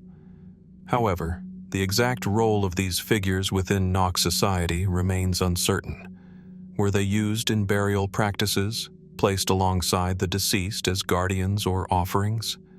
Were they part of ceremonial rituals, perhaps created to invoke the favor of the gods or to communicate with the spiritual world? Or were they symbols of social status or power, created to convey the influence or divine protection of particular leaders? These questions remain unanswered, and their ambiguity only adds to the mystique of the Nok culture. The construction techniques behind these terracotta figures are equally puzzling. The Nok artists, who lived in a time long before the advent of written language, relied on advanced sculptural methods to create these works of art. The terracotta was carefully molded, often in multiple pieces, and then fired in a kiln to produce durable, long-lasting statues. Some of the figures have been found with intricate detailing, including textures that suggest a deep understanding of human anatomy and expression. How did these ancient sculptors develop such expertise, especially considering that they had no written record of artistic techniques to guide them? Did the Nok people have a form of artistic training, or was this skill passed down through oral traditions, preserved over generations? More intriguing still is the question of why the Nok chose terracotta as their medium. In other ancient cultures, stone was often the material of choice for such monumental sculptures, while in others, wood was preferred. Yet, the Nok opted for clay, a material that would have been both readily available and relatively easy to work with. Was the choice of terracotta symbolic in some way? Did the material hold spiritual or cultural significance, perhaps representing the connection between the living and the dead, or the bond between humanity and the natural world? As archaeologists have unearthed more Nok figurines over the years, a number of fascinating and unsettling patterns have emerged. The figurines appear to be more than just representations of human beings. Some feature exaggerated features, large eyes, elongated necks, and abstracted faces, which suggest that the Nok artists were not simply aiming for realistic depictions of their subjects. These figures seem to be a form of symbolic expression, an attempt to capture something beyond the physical form, perhaps the spiritual essence or cultural identity of the person or entity they depicted. But who were these figures meant to represent? Some have speculated that the Nok figurines were used in connection with ancestor worship, a practice that was common among many ancient African societies. Others suggest that they were meant to represent mythological beings, gods or spirits from a belief system that we may never fully understand. The lack of written records from the Nok people leaves us with only fragmentary evidence, and much of their culture remains lost to history. What we do know, however, is that the terracotta figures represent more than just an artistic achievement. They are a symbol of a people whose beliefs and traditions remain just out of reach. In addition to the mystery of their origins, the question of where the Nok people came from also looms large. Archaeological evidence suggests that the Nok culture was not isolated, but was part of a larger network of societies that traded and interacted across the African continent. Could the Nok people have been influenced by other ancient cultures, or were they pioneers in their own right? Some researchers have pointed to possible connections between the Nok culture and other early African civilizations, suggesting that the Nok might have been part of a larger, now forgotten cultural network. Even more intriguing are the theories surrounding the decline of the Nok culture. Around 200 AD, the Nok civilization appears to have disappeared almost without a trace, leaving behind only the remnants of their terracotta sculptures and the echoes of their iron-working legacy. What caused the collapse of this once advanced society? Was it the result of environmental change, resource depletion, or perhaps the encroachment of outside forces? Or was there a social upheaval that led to the disintegration of their complex society? The disappearance of the Nok remains one of the great unsolved mysteries of African history. As we reflect on the Nok terracotta, we are reminded of the vast gaps in our understanding of the past. The beauty and mystery of these ancient statues are undeniable, but they also raise questions that we may never be able to fully answer. Who were the people who created them, and what did these figures truly represent? What other secrets might the Nok culture have left behind, hidden beneath the surface of the earth, waiting to be discovered? And why, after so many millennia, do the terracotta heads of the Nok people continue to stare back at us, unblinking, as if challenging us to solve the riddle of their existence? The Nok terracotta remains one of the most profound and enduring mysteries of human history, and as we continue our exploration, we are left to wonder, what other pieces of this lost civilization lie buried, waiting to be uncovered? As we leave behind the ancient terracotta heads of the Nok civilization, we now turn our attention to a site that has similarly confounded historians and archaeologists alike, the Tainiaro Megastructure. Nestled in a remote corner of the Pacific Ocean, on a small, largely unexplored island known as Tainiaro, this vast and mysterious complex of stone ruins has baffled explorers for centuries. Shrouded in myth, secrecy, and a growing body of archaeological evidence, the Tainiaro Megastructure offers a unique glimpse into a civilization that existed long before the known history of the region. Tainiaro, a speck of land in the South Pacific, seems like an unlikely place for any monumental structure. Towering cliffs line its shores, while dense jungles blanket much of the island. The island itself is uninhabited today, and it wasn't until the late 20th century that Western explorers began to uncover the remnants of what could be one of the most astonishing discoveries in the world. At first glance, the island's coastline appears largely undisturbed, until one looks closer, scanning the dense undergrowth and rocky outcrops for signs of human activity. What lies hidden beneath this lush canopy is a megastructure, a sprawling network of ancient stone foundations, monolithic pillars, and massive earthworks that stretch across the island in a seemingly intentional pattern. The site's sheer scale and complexity are difficult to comprehend, particularly when considering the technology available to the people who created it. The Tainiaro Megastructure features enormous stone blocks, many weighing multiple tons, arranged in geometrically precise formations. Some scholars have suggested that these structures were meant to serve as astronomical observatories, with their alignment corresponding to specific celestial events, while others have posited that the site was used for more ritualistic purposes, perhaps a place of worship or ceremonial gathering. What seems indisputable is that whoever built this structure had a profound understanding of engineering and geometry, along with the ability to move and position massive stones over vast distances.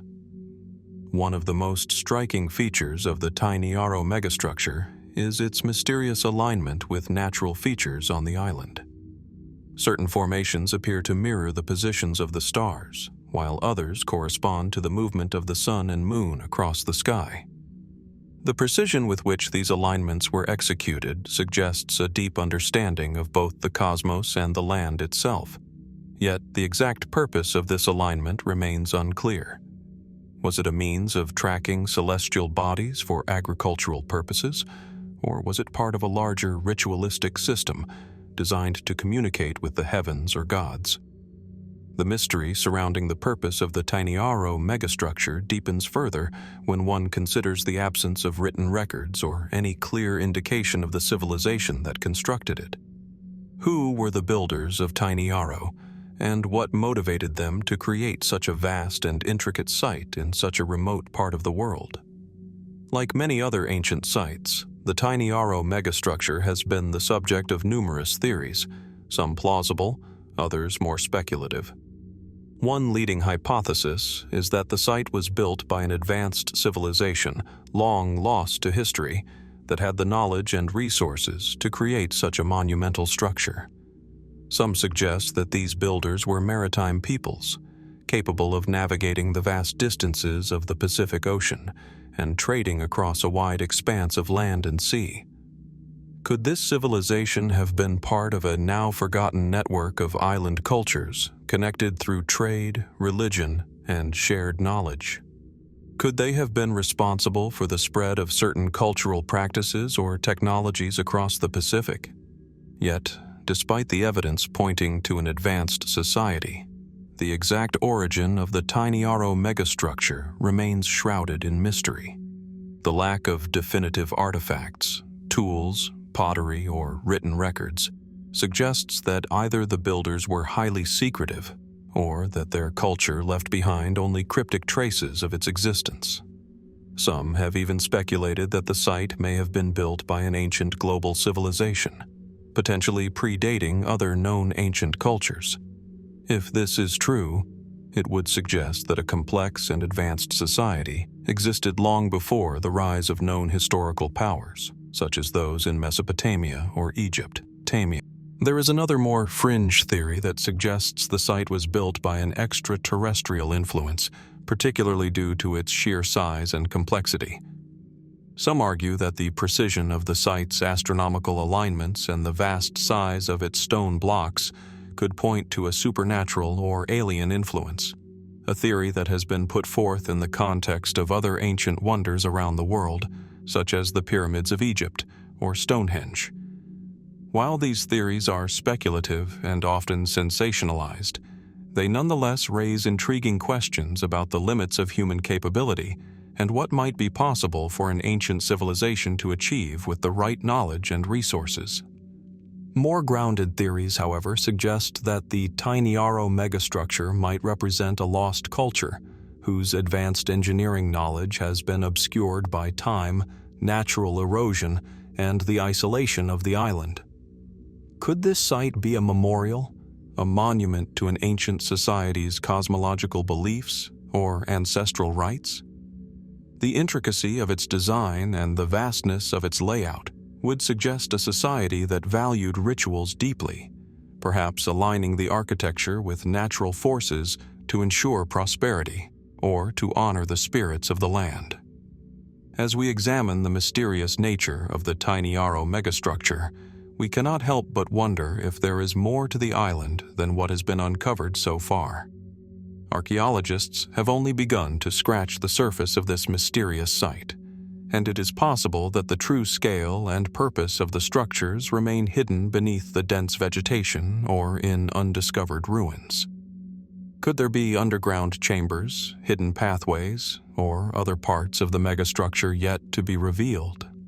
The absence of written records or clear historical accounts makes it difficult to draw definitive conclusions, but it is also what adds to the allure of Tainiaro.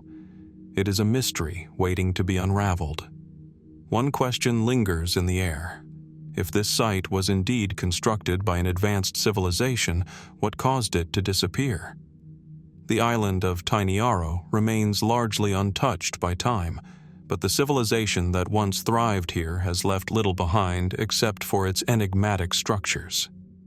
Was this once a hub of cultural exchange, a site of astrological significance, or a place of deep spiritual meaning? Why was the site abandoned, and what happened to the people who built it? The Tainiaro Megastructure is a profound reminder that there is still much about our ancient past that remains hidden in the shadows. As archaeologists and historians continue their work on this remote island, we are left to wonder what else may lie beneath the surface. Could there be more waiting to be uncovered? More pieces to the puzzle of human history that we are only just beginning to glimpse? What secrets do these ancient ruins hold? And what can they tell us about a lost civilization that left its mark on the world in a way we have yet to fully understand? For now, the mystery of the Tainiaro Megastructure remains just that, an unsolved enigma, waiting for its story to be revealed. As we leave behind the island of Tainiaro, we now journey to the Orkney Islands off the northern coast of Scotland, to a site that has similarly confounded historians and archaeologists for centuries. Here, in the windswept landscape of Papa Westray, lies one of the oldest and most enigmatic archaeological sites in Europe, the Knap of Howar. This ancient settlement, nestled against the backdrop of crashing waves and the rugged coastline, has been standing for over 5,000 years. Yet its purpose and the lives of those who built it remain shrouded in mystery. The Knap of Howar consists of a series of stone buildings, weathered by time and the harsh elements but still remarkably well preserved. When standing on the site, it's impossible not to feel a sense of awe as the sea winds sweep across the low-lying hills, and the massive stones, each carefully stacked atop the other, seem to whisper the secrets of those who once lived here. The buildings, made of dry stone masonry, have been described as the earliest Neolithic houses in northern Europe. Their construction, with thick walls and small doorways, suggests a people who were both resourceful and skilled, capable of thriving in this remote, harsh environment. The structure of the settlement is compact and practical, with narrow, low-roofed rooms, suggesting that these were not grand palaces, but rather everyday living spaces used by early farmers or perhaps fishermen. Yet, despite the simplicity of the buildings, there is something deeply intriguing about the Knap of Howar. It was not discovered until 1925, and even today, it remains an isolated and largely unexplored corner of Neolithic history. The absence of elaborate adornments, monumental architecture, or distinctive cultural markers typical of later civilizations leaves us with only the basic bones of this settlement to interpret. What did the people of Knap of Howar believe, and what drove them to create such a lasting mark on the land? Who were the people who lived here? Some scholars suggest they were part of a Neolithic farming community that may have practiced agriculture, livestock husbandry, and fishing in line with other early farming societies of the time. Evidence of stone tools, pottery, and animal remains suggests that these people were well adapted to their environment, making use of the sea and land to sustain their communities. The site's proximity to the coastline raises questions about how it fit into the wider Neolithic maritime culture of the British Isles, a culture that likely had a deep understanding of the ebb and flow of tides and the rhythms of nature. It's possible that the Knap of Howar served as a hub of exchange, with the surrounding seas providing a route for trade, communication, and cultural exchange between distant communities. Yet, despite the practical elements of the settlement, it is the mysterious elements of Knap of Howar that continue to fascinate. The very existence of the site challenges some of our conventional understanding of early human settlement in northern Europe. How did people living so far north, in a relatively unwelcoming and isolated location, build such a settlement, and why did they choose to build it in this specific place? What was their relationship with the land, the sea, and the people beyond their island? One of the most intriguing aspects of the Knap of Howar is its construction. The buildings are built into the landscape, integrated with the earth itself, suggesting a deep connection between the inhabitants and their environment. The way the stones are arranged, with narrow passageways and low doorways, also suggests that the people may have had an understanding of protection, possibly from the elements or from intruders. The buildings are carefully arranged in a circular fashion, almost as if they were designed to foster a sense of community, a shared purpose among the inhabitants, bound together by a common need to survive in this remote corner of the world. But what exactly was that purpose? In an era when many ancient civilizations were focused on building temples, monuments, or fortresses, the Knap of Howar stands out for its stark functionalism.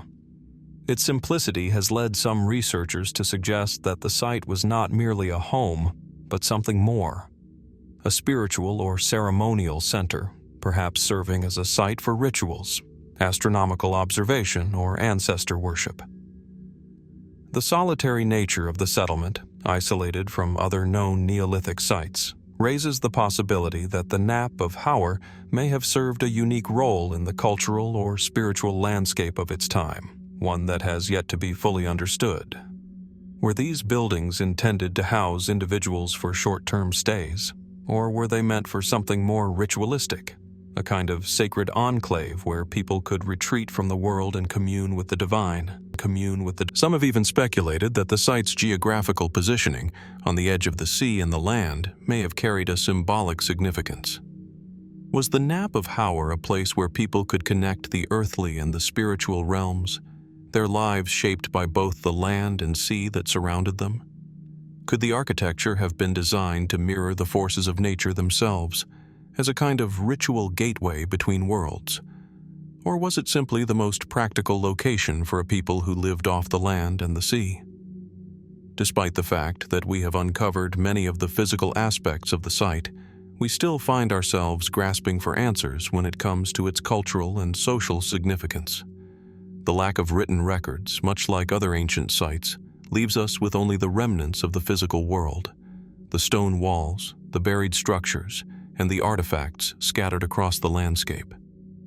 What, we must ask, lies hidden beneath the layers of earth? Were there more complex structures at Knap of Howar that have yet to be uncovered? What do the many stone walls, ritualistic items, and remnants of ancient tools tell us about the daily life, beliefs, and rituals of the inhabitants? Could there have been other sites nearby, now lost to erosion or time, that were part of a larger network of Neolithic settlements? What remains unsolved is how the site, so well constructed and intricately designed, fits into the broader context of Neolithic Europe. Did the people of Knap of Howar trade with or influence other distant cultures, or did they remain largely isolated from the larger world? The mystery of their disappearance, as well as the continued silence surrounding their deeper beliefs and social structures, lingers in the air like a whisper from the past. Perhaps what we're left with is the recognition that Knap of Howar is not merely an isolated settlement, but a symbol of the vast, unknown history that surrounds us, a testament to the ingenuity and resilience of early humans who left behind so many signs of their lives, yet so few answers. The site's mystery is not only about its purpose, but also about its place in the broader sweep of human history. What role did this isolated community play in the world of the Neolithic? How much more about the past remains hidden beneath the earth, waiting for us to uncover? The mystery of Knap of Howar continues to haunt us as we stand yet again on the edge of the known and the unknown, gazing out over the windswept island, wondering what secrets might still lie hidden in the shadows of the past. As we leave behind the enigmatic Knap of Howar, we turn our gaze toward the heart of ancient Anatolia, to a site that has only recently begun to reveal its secrets: Körtik Tepe. Located in the southeastern part of modern-day Turkey, near the borders of Syria, this extraordinary archaeological site has been described as one of the most significant discoveries of the last century. Hidden in the rolling hills and vast plains, Körtik Tepe offers a window into a world that predates even Göbekli Tepe, a site many consider the birthplace of monumental architecture. But Körtik Tepe is different. It's a place that's not just ancient, but mysterious in ways that defy easy explanations. At first glance, Körtik Tepe appears much like other prehistoric sites. Stone structures scattered across the landscape, partially buried in earth, with stone tools and artifacts strewn across the area. But there is something exceptionally ancient about this site. Excavations at Körtik Tepe have uncovered a series of massive stone pillars, each carefully carved and arranged in geometrically precise patterns, similar to those found at Göbekli Tepe. These pillars, however, differ in their size, shape, and arrangement. What makes Körtik Tepe so intriguing is the complexity of its design and its seemingly deliberate connection to both the land and the sky. The stone enclosures found at Körtik Tepe, dating back to around 10,000 BC, feature some of the earliest examples of monumental architecture in the world. Some of the pillars have been found to stand as high as 3 meters, each one meticulously carved with a variety of symbols and abstract motifs. These designs appear to represent a deep cultural and spiritual significance, perhaps marking the presence of a powerful ritualistic center or even a place of worship. The stones are not just utilitarian. They seem to be imbued with meaning, calling attention to both the environment and the cosmos. Could Körtik Tepe have served as a sacred site, built by a group of early people seeking to understand the forces of nature around them? Or was it something more? At first, scholars believed that Körtik Tepe might be connected to the early Neolithic peoples who were beginning to settle into agricultural societies. But as the excavations progressed, an even more mysterious picture began to emerge. Unlike other contemporary sites, Körtik Tepe does not seem to fit neatly into the pattern of early farming communities.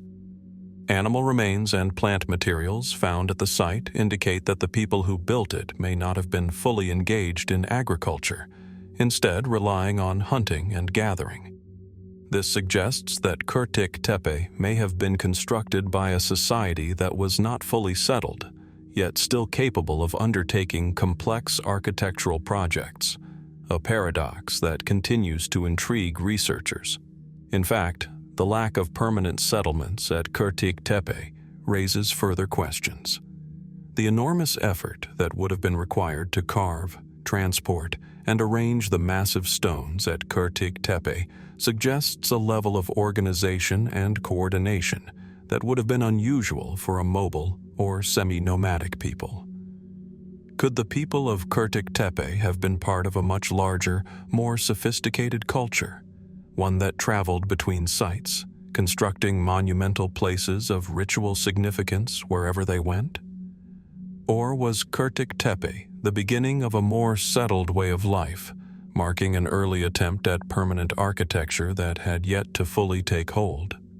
Despite the intriguing hints provided by the stone pillars, the true function of Körtik Tepe remains elusive. Could it have been a ritual center, a place where astronomical events were tracked, where the cycles of the seasons were celebrated, and the stars were mapped by those who understood the patterns of the heavens?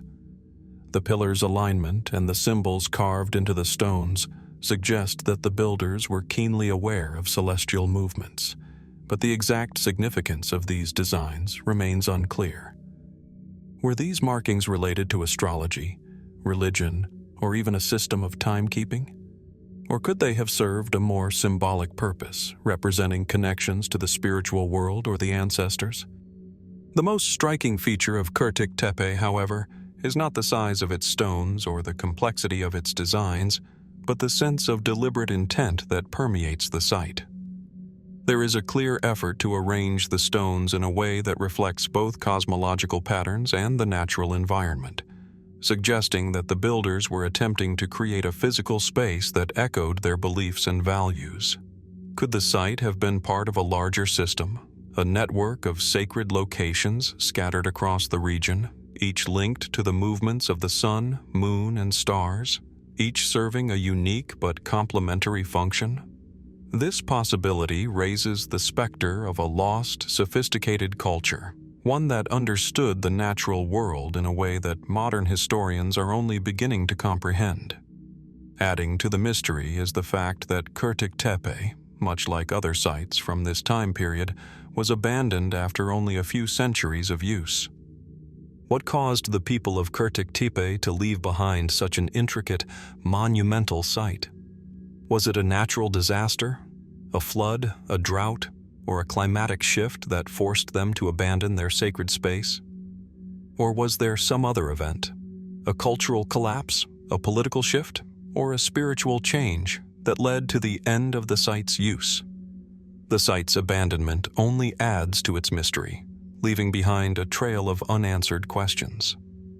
Was the Körtik Tepe complex built as a transitory structure, perhaps meant to serve a brief but powerful role in the spiritual life of its people, only to be replaced by newer, more enduring forms of architecture? In the absence of definitive answers, many theories have emerged to try to explain the significance of Körtik Tepe. Some scholars argue that the site was a kind of astronomical observatory, aligned with the movements of celestial bodies and used to track the seasons, marking the passage of time for people who lived in a world ruled by the rhythms of nature. Others believe that it may have served as a religious site, a place where early human societies sought to make contact with the gods, the spirits of their ancestors, or the forces of the earth itself. Some have even speculated that Körtik Tepe was part of a larger ritual complex, a site for initiation or ritual sacrifice, where the people of the region gathered to participate in ceremonies aimed at connecting with forces beyond their control. Yet despite the proliferation of theories, the true purpose of Körtik Tepe remains unclear. What we do know is that the site, with its massive stones, intricate designs, and unusual cultural context, represents a glimpse into a world that remains largely hidden from us. The site's builders, long lost to history, left behind a legacy that speaks not just of architectural achievement, but of a culture and worldview that we can only begin to imagine. Who were the people who created Körtik Tepe? What did they believe? And why, after only a few centuries, did they abandon this monumental site? As we ponder these questions, we are reminded that the story of Körtik Tepe is just one chapter in a much larger, unfinished narrative of human history. What other sites like Körtik Tepe remain undiscovered or hidden beneath the earth, waiting for us to unearth their secrets? And how much more of our past is still out of reach, just waiting for the right moment to be revealed? These are the questions we are left with as we move forward, and they will continue to haunt us as we explore the deep mysteries of our shared history.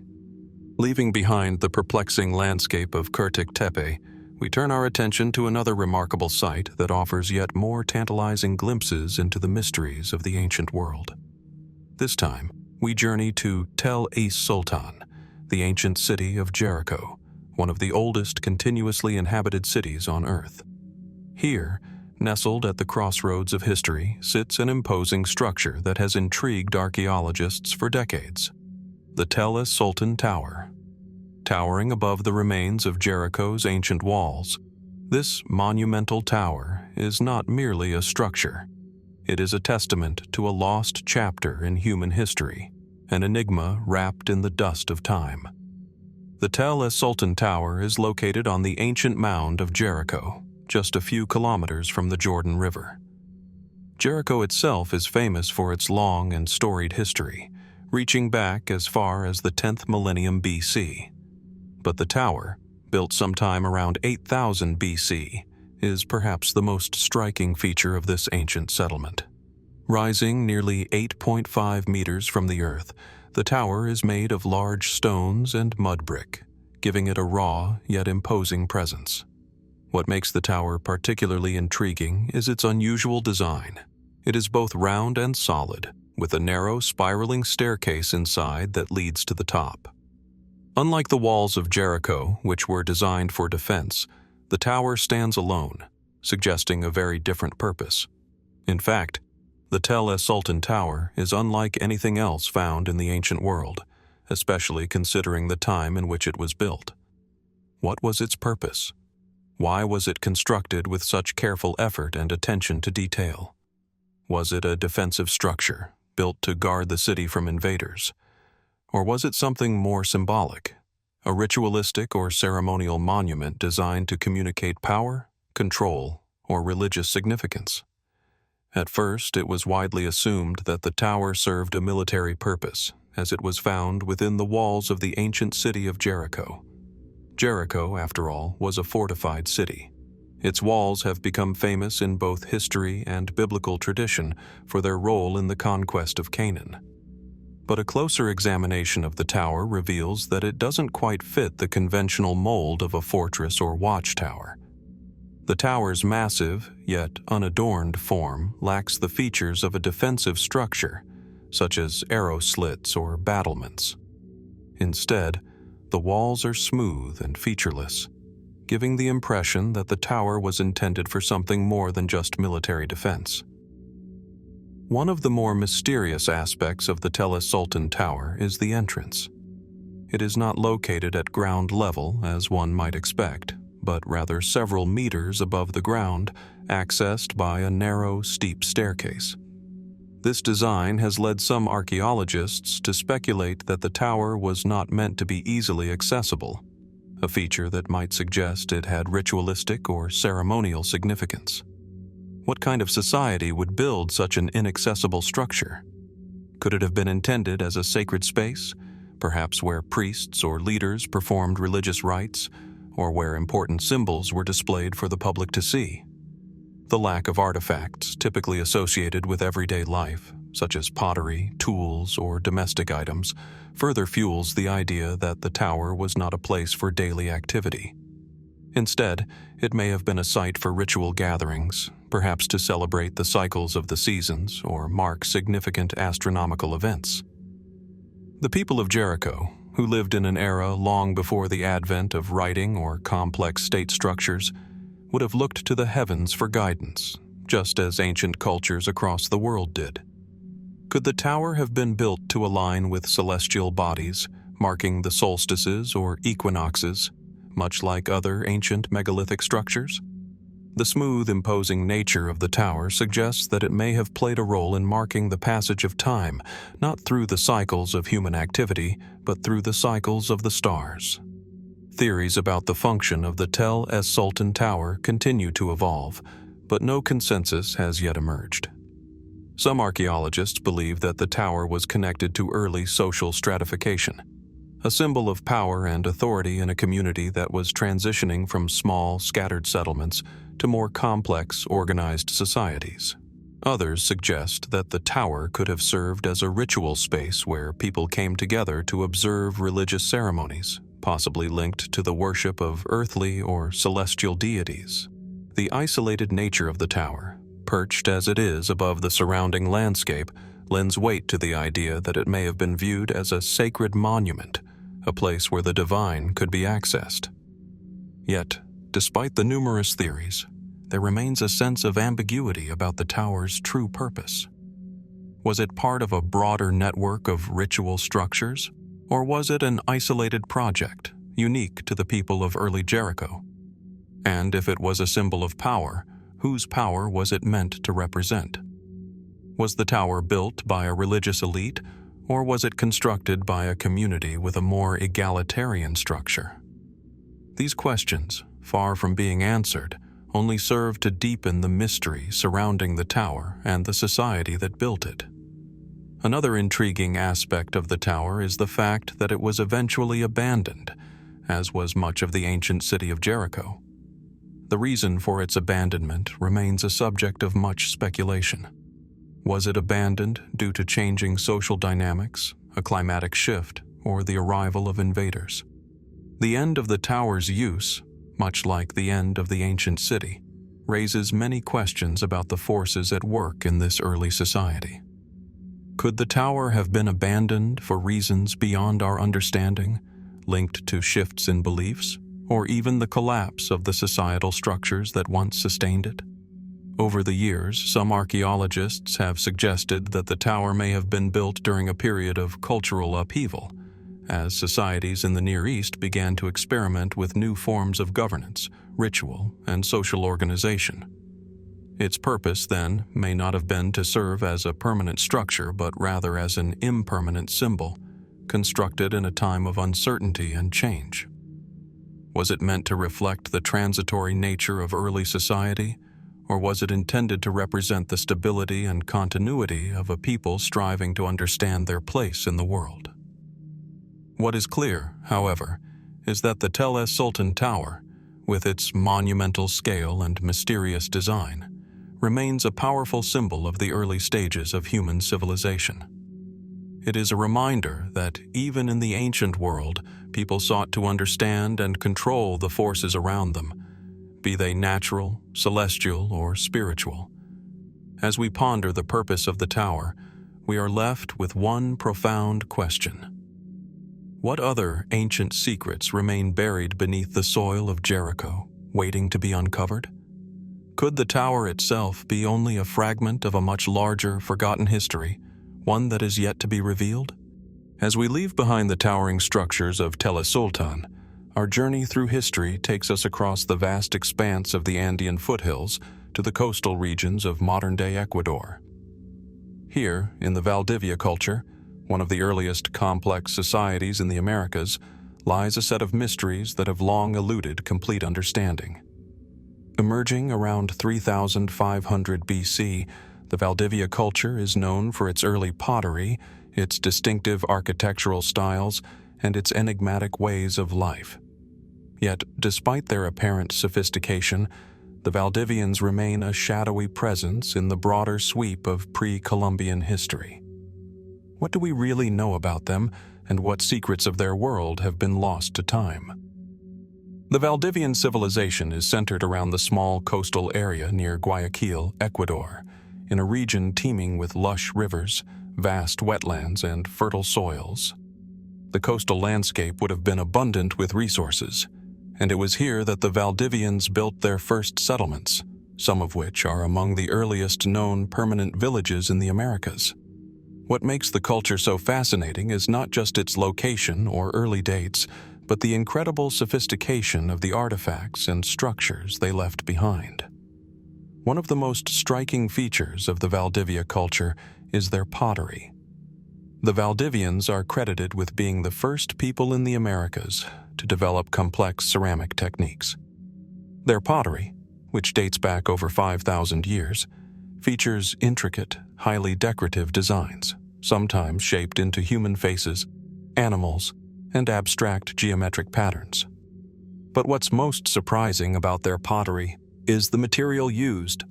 They were able to create incredibly durable vessels and intricate designs long before the development of advanced firing techniques elsewhere in the Americas. How did the Valdivians come to possess such knowledge? Was this an independent invention, or were they in some way connected to other distant cultures, perhaps through trade or migration? In the shadow of these impressive ceramics lies a mysterious aspect of the Valdivian way of life, the absence of other iconic markers of civilization. The Valdivians did not leave behind grand temples, palaces, or monumental stone structures.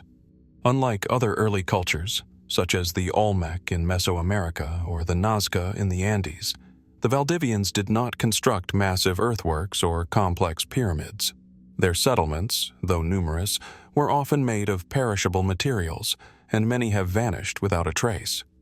Why then did this early civilization focus so intently on pottery and yet not leave behind the more enduring symbols of power, religion, or politics that we often associate with ancient cultures?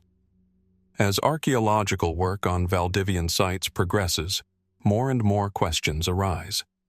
One of the most puzzling elements of their culture is the mysterious absence of large-scale agriculture.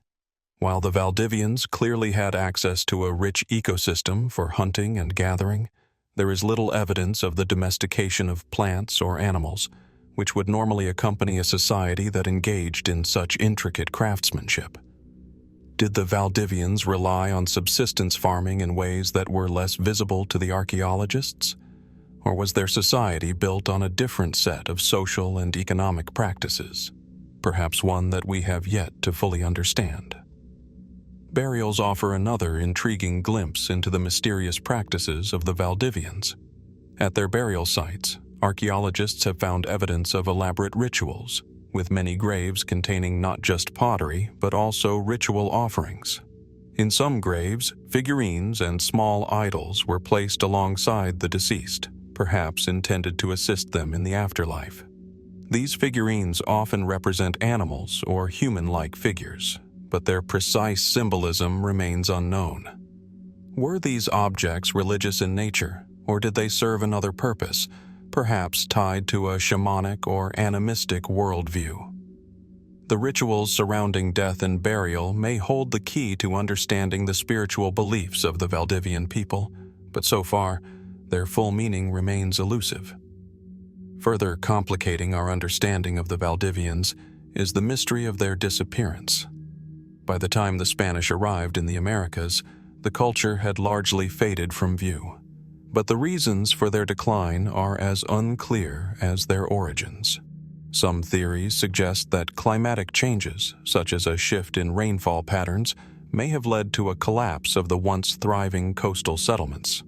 Others propose that changes in the regional trade network could have led to the gradual disintegration of the Valdivian civilization. But there is little direct evidence to confirm either theory, leaving the fate of the Valdivians open to speculation. Some even suggest a more dramatic theory, that the Valdivians were wiped out or displaced by an influx of newcomers, either through warfare, disease, or migration. It's possible that a period of social upheaval and external pressure brought about the sudden abandonment of their villages and settlements.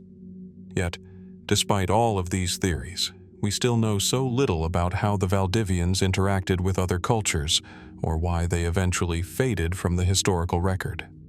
Adding to the intrigue are the Valdivian figurines, which have been found in various sites across the region. These figures are usually made of clay and often depict human or animal forms, some with exaggerated facial features, others with intricate details. These figures are considered an important cultural artifact, but their meaning remains largely speculative. Some researchers have suggested they could have been used in shamanic rituals, while others think they may have had religious significance, perhaps associated with fertility, nature, or ancestor worship. Yet again, the question remains: what was the true purpose of these figures in Valdivian society? Throughout all of this, one persistent question lingers. How and why did the Valdivian culture, with its sophisticated pottery, its enigmatic ritual practices, and its apparent mastery of the natural world, disappear so suddenly? Were they simply absorbed into other rising cultures? Or did they vanish due to forces beyond their control? One possibility is that the Valdivian culture played a role in the larger cultural evolution of the Andes and the coastal regions, acting as a bridge between earlier hunter-gatherer societies and the more complex civilizations that would arise later in the region. But this hypothesis, like many others, lacks the firm evidence that might support it fully. Despite the wealth of discoveries made at Valdivian sites, much of this ancient culture remains cloaked in mystery. As we piece together the fragments of their pottery, their figurines, and the scant remains of their villages, we are left to wonder what knowledge, what rituals, and what societal structures have been lost to time. The Valdivian culture, with its enigmatic legacy, continues to hold a powerful allure, beckoning us to look deeper, ask more questions, and perhaps, one day, uncover the hidden truths about this ancient people. What more lies buried beneath the earth of the Ecuadorian coast? What stories have yet to be told about this ancient culture that once thrived in the shadows of history? These are the questions that will continue to drive exploration and discovery in the years to come. As we transition from the ancient mysteries of the Valdivian culture, we now journey to the far reaches of the Japanese archipelago, to a site that offers a unique glimpse into a prehistoric society, Sannai-Maruyama. Located in the heart of Aomori Prefecture, this Jomon period archaeological site, which dates back to around 3500 BC, unveils a society whose complexities challenge our understanding of early human development in East Asia. Here, nestled in a valley surrounded by the lush beauty of northern Japan, lies a remarkable settlement that raises more questions than answers about the Jomon people and their way of life. The site of Sannai-Maruyama sprawls across more than 40 hectares, an expansive area marked by impressive pits, remnants of wooden dwellings, and extensive burial sites. What makes this site especially striking is the sheer scale of the settlement. Unlike the small dispersed villages typical of the time, Sannai-Maruyama appears to have been a large centralized community, with evidence suggesting that hundreds of people lived here for extended periods. This is a surprising fact, given that the Jomon people are typically associated with hunter-gatherer lifestyles, and not with the large-scale agricultural societies that would later dominate the region. One of the most striking features of the settlement is its distinctive architecture. The homes, built in a pit house style, were dug into the earth, with thatched roofs supported by wooden frames. These dwellings varied in size, with some large enough to accommodate multiple families, suggesting a complex social structure and a possible division of labor within the community. What is intriguing, however, is the remarkable uniformity of the structures. Unlike other prehistoric sites, where dwellings could be chaotic and uneven, the houses at Sannai-Maruyama exhibit a clear pattern of organization. Was this an indication of centralized control, or perhaps a reflection of shared cultural practices that unified the inhabitants? Were these communities bound by a collective understanding of their world, perhaps driven by spiritual or ritualistic beliefs? Further raising the intrigue of Sannai-Maruyama is the array of artifacts unearthed at the site. The Jomon people are known for their ceramics, which are some of the earliest examples of pottery in the world. The pottery at Sannai-Maruyama is both functional and highly decorative, featuring intricate designs and forms that suggest a deep connection to the natural world. Some of the vessels found at the site are elaborately adorned with rope patterns, while others take the form of figurines, possibly representing ancestors, spirits, or deities. These objects raise an important question. Why did the Jomon people, with their apparent mastery of clay, focus so intently on pottery, and what did these vessels represent in their worldview? One theory posits that the pottery could have been used for ritual purposes, possibly to store food offerings or to assist in shamanistic ceremonies. Could the elaborate designs on the pottery be symbolic representations of the spirits of nature, perhaps a reflection of the deep spiritual connection the Jomon people had with the land? The complexity and symbolism of their ceramic art suggest that the Jomon were not merely utilitarian, but may have held spiritual or ceremonial beliefs that were integral to their daily lives. Yet we cannot know for sure what the full significance of these objects was. In addition to pottery, archaeologists have uncovered a significant number of burial sites at Sannai-Maruyama, which reveal a complex approach to death and the afterlife. The Jomon people buried their dead with great care, often in ceremonial graves filled with objects such as beads, tools, and ceramic vessels. This ritualistic burial practice suggests that they believed in an afterlife or held a reverence for the spirits of the deceased. Was this a belief system that influenced their social structure? Or was it part of a more tribal worldview in which the dead played an active role in guiding the living? Another mystery lies in the nature of their diet and subsistence practices. While the Jomon are often described as hunter-gatherers, the remains of large planted fields have been found at Sannai-Maruyama. Evidence suggests that the Jomon people cultivated wild plants and possibly even engaged in early forms of agriculture, though not in the way we think of farming today. Could it be that the Jomon were ahead of their time, experimenting with agriculture long before other societies? Or was their approach a more symbiotic relationship with nature, in which they carefully nurtured and harvested plants without fully domesticating them? While the evidence points to a sophisticated society at Sannai-Maruyama, there are still many unanswered questions. For one, the mystery of the tower-like structures at the site continues to puzzle researchers. These large circular foundations appear to have been ceremonial or symbolic structures, but their exact function remains unclear. Were they ritual centers, places of gathering and celebration, or were they markers of social status, possibly linked to religious or political leaders? Some have even suggested that these structures could be astronomical observatories, used to track the movements of the stars and the changing of seasons, an idea that fits with the Jomon people's apparent connection to the natural world. But without more concrete evidence, it remains a matter of speculation. Moreover, the decline of the Sannai-Maruyama settlement raises more questions than answers. The site was abandoned around 1800 BC, and no definitive explanation has emerged to explain why. Was it a result of environmental factors, such as a climate shift that disrupted food production? Or did the social and political dynamics of the settlement change, leading to its eventual abandonment? Some researchers believe that the shift from Jomon hunter-gatherer societies to more agriculturally focused societies in the later stages of the Bronze Age may have played a role.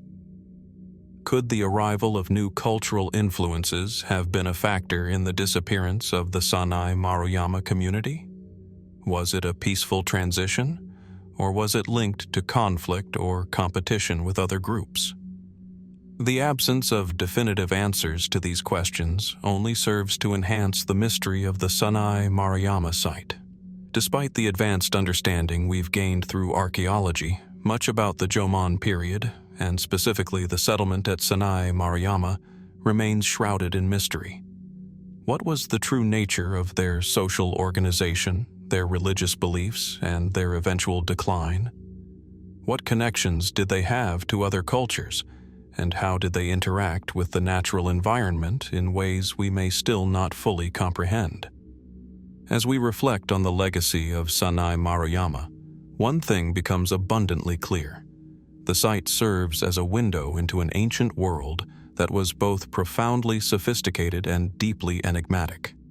The story of the Jomon people, of their pottery, their ceremonial practices, and their mysterious abandonment, continues to captivate and challenge our understanding of prehistoric societies. What secrets remain hidden beneath the soil of this ancient settlement? And what more can we learn about the people who once called Sannai-Maruyama their home? These are the questions that keep archaeologists and historians coming back, hoping that the next discovery will finally unlock the mysteries of this ancient culture. From the northern reaches of the Iberian Peninsula, our journey takes us deep into the heart of Portugal, where a hidden treasure of ancient history lies waiting to be uncovered. Coa Valley, nestled between the Douro River and the rolling hills of the northern landscape, is home to a mysterious Paleolithic site, one that harbors some of the most significant rock art in the world. Yet, despite the remarkable discoveries made over the last few decades, much about this place remains a riddle. The Coa Valley, long admired for its natural beauty, is a landscape carved by centuries of flowing rivers, wind, and time. But beneath the surface of this peaceful, picturesque valley lies something far older, something that speaks of a distant, ancient past. Over 80 sites of Paleolithic rock art have been identified here, most of which were created between 20,000 and 10,000 BC, during the Upper Paleolithic period. Carved images of animals, bison, deer, horses, and wild boar, adorn the walls of caves and cliff faces, offering a window into a world long lost to time. The images are not just pictures, they are symbols, deeply intertwined with the lives of those who created them.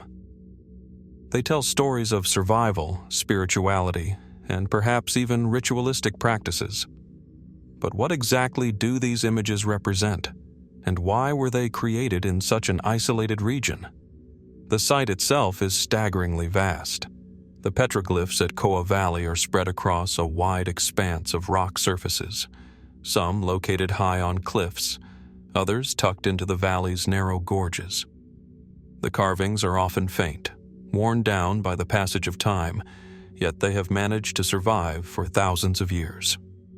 But these markings are more than just rudimentary art. They are sophisticated designs etched by early humans who had a deep understanding of their environment. The animals they depicted were not just representations of their prey. They may have been seen as totemic figures, symbols imbued with deeper meaning, perhaps invoking spiritual forces or serving as lucky charms for a successful hunt. Why these animals? Why such meticulous attention to detail? The mystery of their purpose has puzzled archaeologists for years. The discovery of these rock carvings in the 1990s was nothing short of extraordinary. For decades, the Koa Valley had been largely overlooked, with no apparent awareness of the ancient artwork that lay hidden in plain sight. In fact, many of the carvings were only rediscovered due to the construction of a dam in the area, which threatened to submerge the valley under a reservoir. When the artworks were found, their significance was immediately clear, and they were quickly recognized as one of the most important archaeological discoveries of the 20th century. What is even more surprising is that the carvings are scattered across a vast area, over 17 kilometers of riverbanks and hillsides. Why did people choose such an expansive landscape to leave their mark? Was this a sacred space, an open-air gallery dedicated to some lost form of spirituality, or was it a practical site for communicating something essential about survival? Some scholars have speculated that the rock art at Koa Valley could have been used as a form of communication, a way for Paleolithic people to mark territory or signal danger, much like the way modern cultures use symbols or signposts to direct people. But this theory seems incomplete, given the intricacy and repetition of the artwork. The carvings are not random. They are arranged in deliberate patterns, suggesting a complex system of beliefs that we may still struggle to comprehend. Could it be that the images were part of an early form of shamanistic ritual, meant to connect the people of the Koa Valley to the spirit world? After all, the act of carving these animals into the stone could have been a way of establishing a bond between the hunter and his prey, an offering or prayer for a bountiful hunt. But if so, why were some animals, like the bison, so heavily emphasized? Were they particularly important in the spiritual life of the Koa Valley inhabitants? Or was there something else at play? Another intriguing feature of the Koa Valley petroglyphs is their placement. Many of the carvings are found in locations that would have been difficult to access, requiring effort and determination to reach. This has led some researchers to suggest that the site had a more symbolic purpose than merely serving as a practical one. Perhaps the people who created these images were willing to go to great lengths to make their marks on the land, not just to be seen, but to connect with something far larger than themselves. Spiritual significance could very well have been a motivating factor, but there may have been other elements at play as well: social, political, or even ecological forces that drove these people to leave their mark on the landscape. There is also the mystery of how the Koa Valley carvings relate to other Paleolithic art found throughout Europe. The European Upper Paleolithic is home to other rock art traditions, most famously the paintings in the Lascaux caves of France, which depict similar animals and creatures. Could there have been cultural exchange between distant groups of early humans? Did the people of Koa Valley share ideas with other prehistoric cultures, or did they develop their art independently? Some researchers believe that the connection between these distant sites may point to an ancient cultural network, one that transcended geographic boundaries and linked early societies in ways we are only just beginning to understand. While we have come far in understanding the sheer scope of the Koa Valley rock art, many questions remain. We know that the carvings were created during the Upper Paleolithic period, but the exact dating of the petroglyphs remains a subject of ongoing debate. Some of the older carvings may date back as far as 20,000 BC, but the timeline is far from settled. Could these carvings be the remnants of a lost civilization whose identity and lifestyle have been erased by time? Or were they part of an ongoing cultural tradition that spanned generations? The most profound mystery lies in the meaning behind the carvings. Were they simply decorative, or was there a deeper ritualistic purpose? Did they serve as a way to preserve and transmit cultural knowledge through the ages? Or were they simply an expression of artistic endeavor? And if these petroglyphs were indeed linked to shamanistic practices, what does this tell us about the early relationship between humans and the natural world? As we stand on the banks of the Douro River, gazing at the ancient carvings that adorn the rocks, the mystery of the Koa Valley persists. Though we may never fully unravel the purpose behind these intricate and powerful symbols, the site serves as a silent testament to the creativity and ingenuity of early humans. The rock art, like a hidden language, continues to speak to us, inviting us to look deeper and wonder. What might still be hidden beneath the surface of this ancient landscape? What forgotten stories might the Koa Valley still have to tell?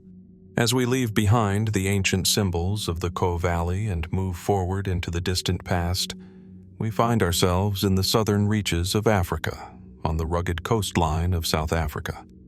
Here, at the edge of the Indian Ocean, lies a site that has yielded some of the most significant evidence of early human existence, a place that both confounds and fascinates archaeologists to this day.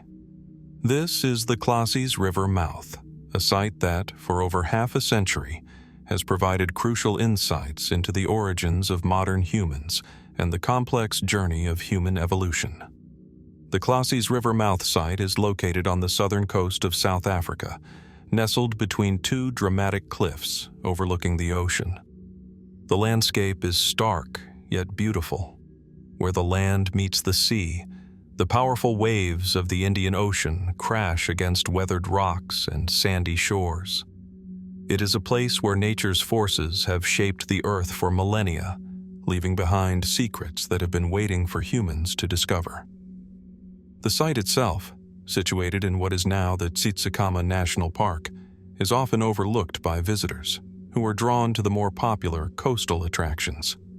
But for archaeologists, this place is a treasure trove of information about our distant ancestors. The first significant discoveries at Klasies River mouth were made in the 1960s, when excavations uncovered a wealth of artifacts, human remains, and faunal bones that provided an unprecedented glimpse into the lives of early Homo sapiens. The layers of sediment in the area tell a story that spans tens of thousands of years, over 100,000 years of human history, if not more.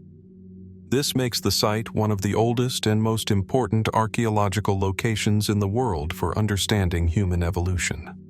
Among the most remarkable findings at Klasies River mouth are the well-preserved remains of early humans, including hominin skeletons that date back to around 120,000 years ago.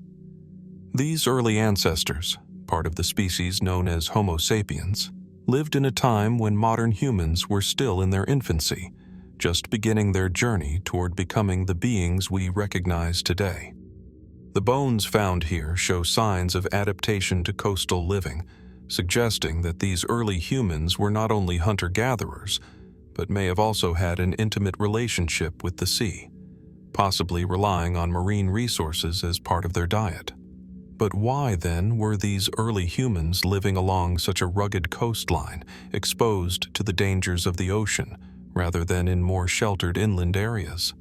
Was there something unique about this location that drew them to it? Or were they simply following resources in their quest for survival?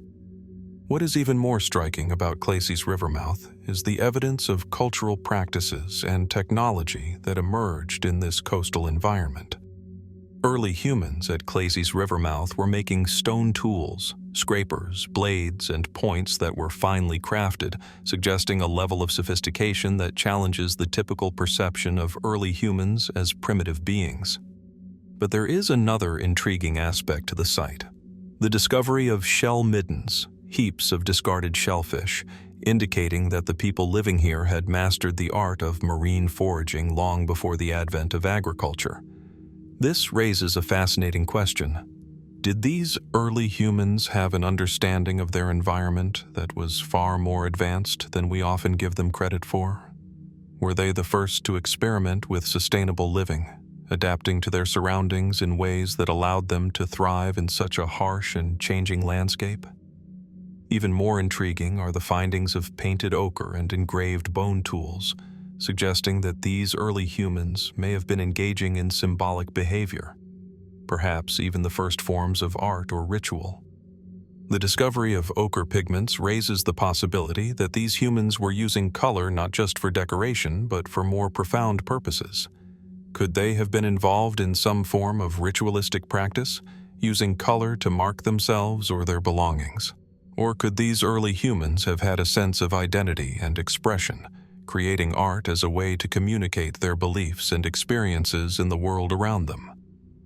The symbolic potential of these findings opens up numerous possibilities, but without further evidence, the mystery remains. Adding to the intrigue of Klasies river mouth is the significance of the shellfish remains found at the site. The sheer quantity of shellfish, particularly mussels and periwinkles, found in the midden deposits, suggests that marine foraging was a critical part of the diet of early humans here. But this raises a question. How did these humans, who were living at the edge of the ocean, navigate the challenges of coastal living?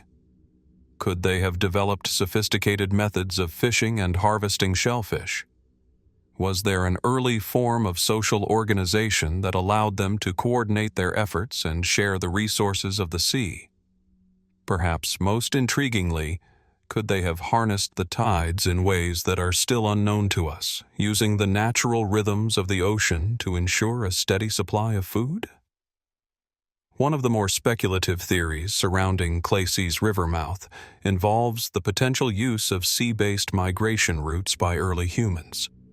The coastal areas of South Africa are rich in marine life, but they also form a key part of the early migratory routes that may have connected different groups of humans along the coast. Could the Klasies river mouth site have been a stopping point for early humans traveling along the coast, either as part of an ongoing migration or as a seasonal settlement? The idea that early humans were not only land-based nomads but also coastal explorers challenges many traditional views of human migration and raises the possibility that humans may have been coastal voyagers much earlier than previously thought. Even more fascinating is the idea that the people of Klasies river mouth may have been engaged in a form of proto-culture, a type of early social organization that involved the sharing of knowledge across generations. The tools they used were not merely utilitarian, but also embodied a deeper connection to their environment. The sophisticated stone blades and tools suggest that these early humans were passing down technological knowledge, possibly in the form of oral traditions or ritualistic teachings. This aspect of human culture, one of passing knowledge through symbolic actions and artifacts, may have been crucial to their survival and adaptability in a constantly changing world. Yet, for all the evidence at Klasies river mouth, many questions remain unanswered. The site has provided us with an extraordinary glimpse into the lives of early humans. But what drove them to this particular location, and how did they navigate the complexities of their world? Was this merely a transient stop on the migration path, or did it represent something more, a hub of early human society, a place where spirituality, survival, and creativity coalesced? And as we study the remains of their tools, art, and bones, we are left to wonder, what more is buried beneath the layers of rock and sand, waiting to be discovered? The mystery of Klasies river mouth is far from solved. Despite decades of research, it still holds many secrets. What else might this ancient site have to reveal about the beginnings of modern humanity? Only time and further excavation will tell. The environmental context of Klasies river mouth also offers clues about the challenges early humans faced. The shifting coastline, driven by rising and falling sea levels over millennia, would have transformed the landscape repeatedly. Early humans had to adapt to these changes, developing strategies to exploit both terrestrial and marine resources. This adaptability speaks to a level of intelligence and resilience that was essential for survival and may have set the stage for the global spread of Homo sapiens. Observing how they interacted with their surroundings allows us to glimpse the ingenuity of our ancestors and the evolutionary pressures that shaped modern humans. Moreover, the discovery of diverse faunal remains at Klasies river mouth sheds light on their hunting and dietary practices. Bones of large mammals, such as antelope and zebra, alongside smaller animals and shellfish, suggest a mixed subsistence strategy that combined hunting, gathering, and fishing. This flexibility in food procurement demonstrates an advanced understanding of resource management and an ability to exploit different ecological niches. It also raises questions about the social structures that supported such practices. Did groups share knowledge about hunting grounds, or were there specialized roles within these early communities? The potential for symbolic behavior at the site cannot be overstated. Ochre pigments, engraved bones, and personal ornaments hint at cognitive abilities that go beyond mere survival. These artifacts suggest that early humans were capable of abstract thought, communication, and possibly even the development of a shared belief system.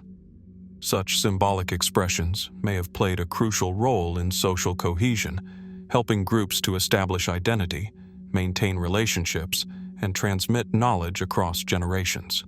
In this way, Klasies river mouth provides evidence not only of technological innovation, but also of the social and psychological foundations of modern humanity.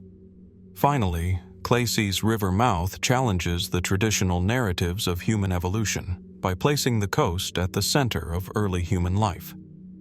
The evidence suggests that our ancestors were not confined to inland environments, but actively explored and thrived along dynamic and sometimes perilous shorelines.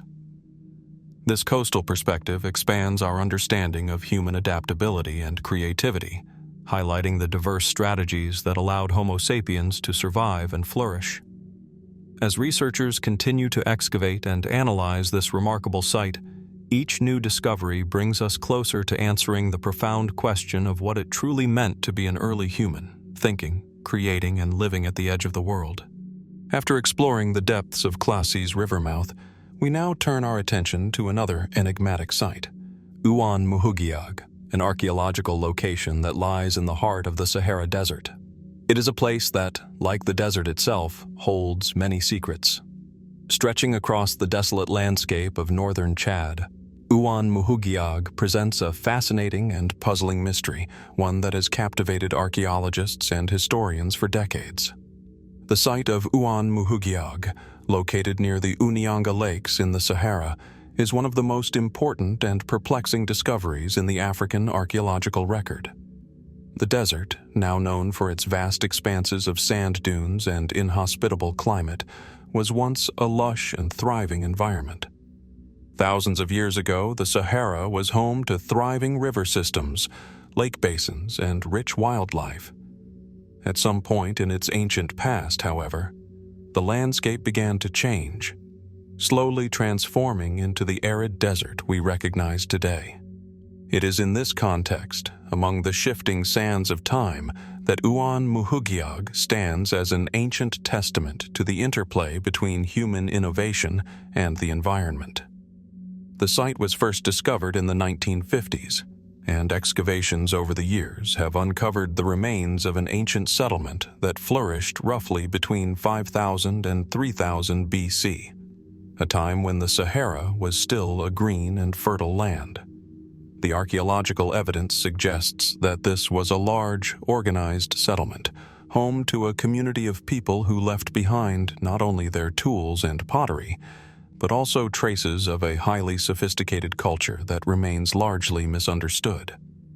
The most striking feature of Uan Muhuggiag is its stone architecture, a series of structures and enclosures, some of which appear to be houses, while others are thought to have been ceremonial spaces. The structures are made from local stone, and many are characterized by intricate layouts, with clearly defined rooms and courtyards. The complexity of the buildings suggests a people who were not only skilled builders, but also possessed a deep understanding of social organization. Why did these people build such elaborate homes in such a remote and challenging environment? What purpose did these structures serve, and how did they reflect the beliefs and values of the community? Another intriguing aspect of Uan Muhuggiag is the artifacts that have been uncovered. Pottery, tools, and figurines, all pointing to a society that was engaged in more than just survival. Some of these artifacts appear to be decorative, suggesting that the people of Uan Muhuggiag had a sense of aesthetic expression. Other objects, such as ritualistic items and stone carvings, hint at the presence of complex spiritual or religious beliefs. There are even signs that the inhabitants may have cultivated crops, a practice that would have been crucial for sustaining a community in such a harsh environment. But how did these people manage to thrive in a desert environment, and why did they choose this particular spot along the banks of what was once a thriving water source?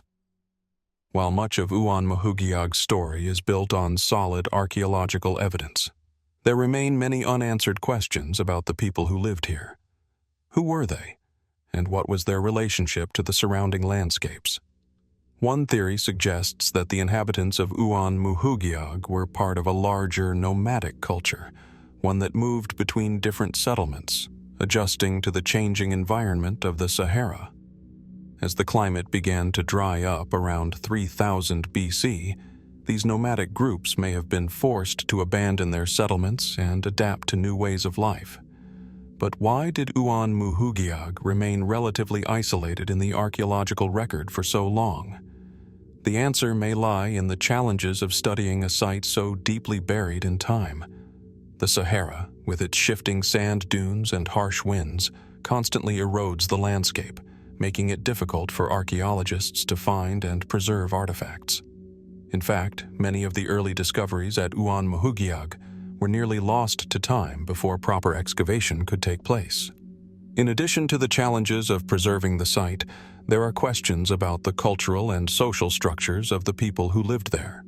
Some researchers believe that Uan Muhuggiag may have been part of a larger cultural network that spanned the Saharan region, linking different peoples through trade, ritual, or migration. The idea of a Saharan cultural exchange raises interesting possibilities, as it suggests that Uan Muhuggiag was not an isolated community, but one that may have been influenced by or influencing other groups across the desert. Yet, while this theory remains plausible, the specific role that Uan Muhuggiag played in such a network is still a mystery. Was it a central hub for trade, or was it more of a ritualistic center, drawing people from across the region for ceremonial purposes? The artifacts uncovered at the site offer tantalizing clues, but they are far from conclusive. Could the distinctive pottery and carvings suggest a deeper cultural meaning? A message left behind by the inhabitants, meant to convey their worldview and beliefs to future generations. Furthermore, the climate change that began to affect the Sahara during the late Neolithic period could have played a significant role in the eventual decline of Uan Muhuggiag. As the once lush landscape turned arid, water sources became increasingly scarce. How did the inhabitants adapt to this change? Did they attempt to migrate to more fertile areas, or did they become stranded, unable to adjust to the encroaching desert? The ultimate fate of the people of Uan Muhuggiag remains elusive, but their story offers important insights into the resilience of ancient cultures in the face of environmental challenges. Another compelling aspect of Uan Muhuggiag is the possible connection to other ancient cultures around the Sahara and Nile River regions. There is evidence of cultural exchange between the Saharan people and those living near the Nile, and some researchers speculate that Uan Muhuggiag may have played a role in the early development of more complex societies in Nubia and Egypt. Could the traditions and knowledge from Uan Muhuggiag have influenced the ancient civilizations of the Nile, contributing to the rise of one of the world's greatest ancient empires? The idea of cross-regional interaction raises fascinating questions about the movement of people and ideas in the ancient world. Despite decades of research, Uan Muhuggiag remains an enigma. Its elaborate architecture, rich cultural artifacts, and strategic location all point to a society that was far from primitive. But the reasons for its eventual decline and the full scope of its cultural significance remain elusive. Was it a center of ancient spirituality, a thriving trade hub, or a symbol of the changing face of the Sahara? The answers to these questions may never fully be known, but the site stands as a testament to the ingenuity and adaptability of its people, and an invitation to explore the untold mysteries of the ancient world. What still lies hidden beneath the shifting sands of Uan Muhuggiag? Only time and further exploration will tell. The environmental richness of Uan Muhuggiag, despite its eventual transformation into desert, reveals how closely human societies were tied to their landscapes. The proximity to lakes, rivers, and fertile land would have provided not only food and water, but also materials for building, crafting, and sustaining life. This connection between humans and their environment underscores the adaptability and ingenuity of early Saharan communities. Even as the climate shifted and resources became scarcer, these people developed strategies to survive, leaving behind traces of a culture that balanced innovation with the limitations of nature. In addition to practical survival, Uan Muhuggiag hints at the emergence of social complexity. The organization of its structures, the variety of artifacts, and evidence of communal spaces suggest that these early inhabitants had systems of governance, cooperation, and shared cultural practices. Such social organization would have been vital for coordinating daily life, ceremonial activities, and resource management. It also raises the possibility that early humans in the Sahara were not merely surviving. They were creating a society with its own norms, traditions, and identity.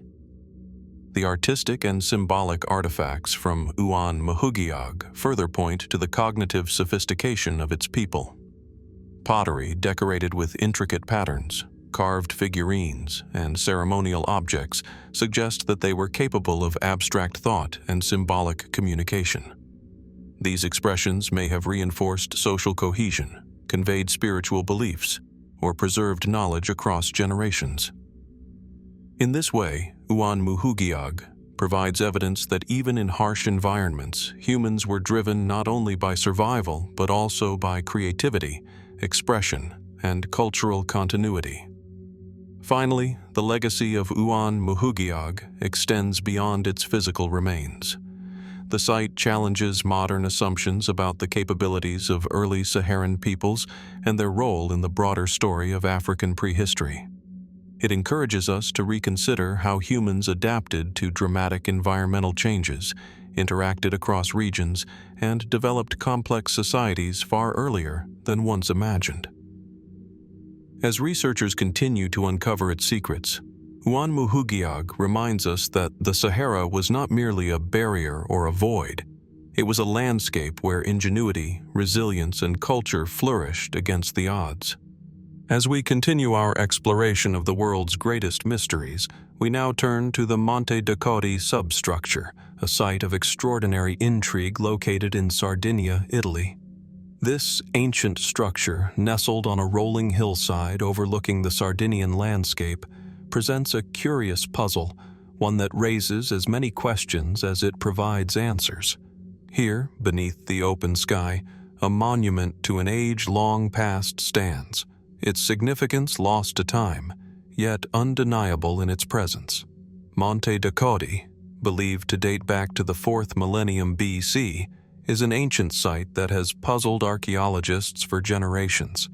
The monument consists of a massive stepped structure, often described as a ziggurat or temple platform, though some suggest it may have served other purposes, potentially as a ritualistic center or astronomical observatory. The distinctive form of the structure sets it apart from other prehistoric sites in Europe, offering clues that hint at something more complex than previously understood. The substructure, an expansive stone platform, sits as the heart of the site, and it is this very feature that continues to spark curiosity. Unlike other megalithic structures that dot the Mediterranean, the Monte Ducati substructure does not conform neatly to any known category. Unlike the pyramids of Egypt or the stone circles of Britain, this structure lacks a clear, defined purpose. Its stepped design, with carefully laid stonework, rises gently towards the sky, evoking a sense of mysticism and purpose. Yet, it is its scale and layout that truly mark it as unique. Constructed of local limestone, the platform stretches nearly 30 meters long and rises in a series of steps, each more than 2 meters high. It is clear that this was no ordinary construction. The people who built it were not merely concerned with shelter or basic needs. They were, it seems, building something grand and significant, something that might have served a much higher purpose. The exact function of the Monte Ducati substructure remains elusive. Its location, on a hilltop facing the western horizon, suggests a potential link to astronomical observations. Could the monument have been used for rituals tied to the movements of the sun, moon, or stars? Some have proposed that the site was a place of worship, where sacrificial rituals or ceremonial offerings may have taken place, perhaps connected to an ancient belief system tied to the natural world. Others suggest that it could have served as an astronomical observatory, where early civilizations tracked the heavens for seasonal or agricultural purposes. The idea that early cultures used monumental structures to align with celestial events is far from speculative. Stonehenge, after all, is a clear example of this principle. Could the Monte Ducati substructure have served a similar function? Interestingly, the monument's design and alignment have led some researchers to draw comparisons between it and the Mesopotamian ziggurats, massive stepped pyramids built by early civilizations in ancient Iraq. While the exact cultural and historical connections between the people of Sardinia and Mesopotamia remain unclear, the similarity in structure raises intriguing questions. Could there have been some form of cross-cultural exchange or influence, or is this a coincidence of design? The possibility that prehistoric peoples in Sardinia shared a common architectural and ritualistic language with those in Mesopotamia adds a layer of mystery to an already enigmatic site. The site's ritualistic connections are further reinforced by the discovery of a ritual basin at its summit. This basin, carved into the stone, suggests that the platform may have been used for ceremonial purposes, perhaps as part of some type of religious offering or astronomical observation. The fact that the platform's construction appears to have been intentionally aligned with specific celestial bodies adds weight to the theory that Monte Ducati was more than just a utilitarian structure. It may have been an anchor point for ancient cosmology, a place where the alignment of stars, the movement of the sun, and even seasonal changes were observed, understood, and perhaps even revered. Despite these intriguing possibilities, the substructure's precise function remains a subject of debate. Was it a temple or astronomical observatory, or perhaps a burial site? Could it have served as a political center, as some have speculated? It is clear that this structure was a site of great significance, but how its builders used it, and what they believed it represented, remains a mystery. The site's discovery, first excavated in the 1950s, has been an invaluable contribution to the understanding of Sardinian prehistory. Yet, many questions remain about the culture that built the Monte Ducati substructure. Who were these people, and what was their connection to other cultures in the Mediterranean world? The area around the site is home to many ancient remains, including pottery, tools, and inscriptions, suggesting that the builders were not isolated but part of a larger network of people who were engaging with the world around them. There is evidence of a thriving society at the time, one that was deeply connected to the land, the sky, and perhaps even the gods. But why did they build such a monumental structure, and why did they abandon it? Some researchers speculate that the site's eventual abandonment might have been linked to changes in the environment or shifts in cultural practices. As climatic conditions in the region changed, perhaps the once prominent ceremonial practices that defined the Monte Terracotta substructure no longer held the same relevance. The rise of new cultures or the introduction of new religious beliefs could have rendered the site obsolete, as its former spiritual significance was displaced by new ideas and ways of life. Another mystery that surrounds the Monte Terracotta substructure is its relationship with other ancient sites across Sardinia and the Mediterranean. Archaeologists have uncovered other similar structures on the island, including nuraghes, ancient stone towers that were constructed during the same period as Monte Terracotta. These structures, though different in design, share a common thread in that they represent the ingenuity and organization of a people who left behind a rich cultural legacy. Could the Monte Terracotta substructure have been part of a broader religious or political network that spanned the island and connected to other Mediterranean cultures? Did these ancient peoples share a common ritualistic tradition, or was the site unique to Sardinia? As we stand on the stone platform of Monte Terracotta today, surrounded by the windswept hills of Sardinia, it is difficult not to feel the weight of history pressing down on us. We know that this site was once a hub of activity, a center of worship, a place of astronomical observation, or perhaps even a monumental statement of power and identity. Yet we cannot fully comprehend the lives of the people who built it. Their beliefs, rituals, and social structures remain hidden beneath the layers of time and stone, leaving us with only fragments to piece together. What secrets does the Monte Terracotta substructure still hold? What stories might yet be uncovered beneath the shifting earth? The answers may be just out of reach, hidden in the cracks of the ancient stones. And perhaps that is the true allure of this extraordinary monument. Its unanswered questions, its tantalizing mysteries, and its invitation to continue looking deeper, ever closer to the heart of a lost world. The Monte Terracotta substructure also invites reflection on the ingenuity and vision of its builders. Constructing such a monumental platform with the tools available during the 4th millennium BC would have required not only physical skill, but also careful planning and coordination. The precision of the stonework and the deliberate alignment with the horizon suggest a society that possessed a deep understanding of both architecture and astronomy. It is a reminder that early peoples, often underestimated, were capable of remarkable feats of engineering, observation, and abstract thought. Furthermore, the site highlights the interplay between human belief and the natural world. The placement of Monte Terracotta on a prominent hill, with its alignment to celestial events, speaks to a worldview in which the movements of the sun, moon, and stars were intimately connected to daily life, ritual, and possibly even governance. The monument may have served as a bridge between the terrestrial and the divine, a place where humans could observe, interpret, and perhaps even influence the forces of nature through ritual acts. In this sense, Monte Terracotta reflects a sophisticated and symbolic relationship between people and the cosmos.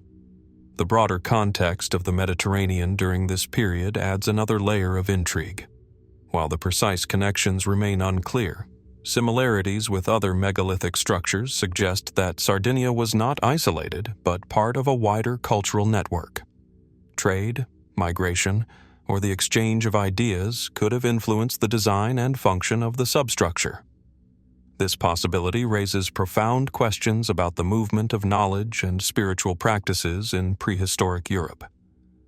Was Monte Ducati a unique Sardinian creation, or part of a shared human impulse to reach toward the heavens and express cultural identity through monumental architecture? Finally, Monte Ducati reminds us of the enduring power of mystery in archaeology. Even after decades of study, the site continues to challenge our assumptions, inviting new interpretations and sparking the imagination. Each stone, each alignment, and each artifact holds the potential to reveal something about the people who once stood where we now stand. The monument is not merely a relic of the past. It is a doorway into understanding the thoughts, beliefs, and aspirations of a society long vanished. And as long as the structure endures, it will continue to call on us to look, wonder, and seek the stories hidden within its ancient stones.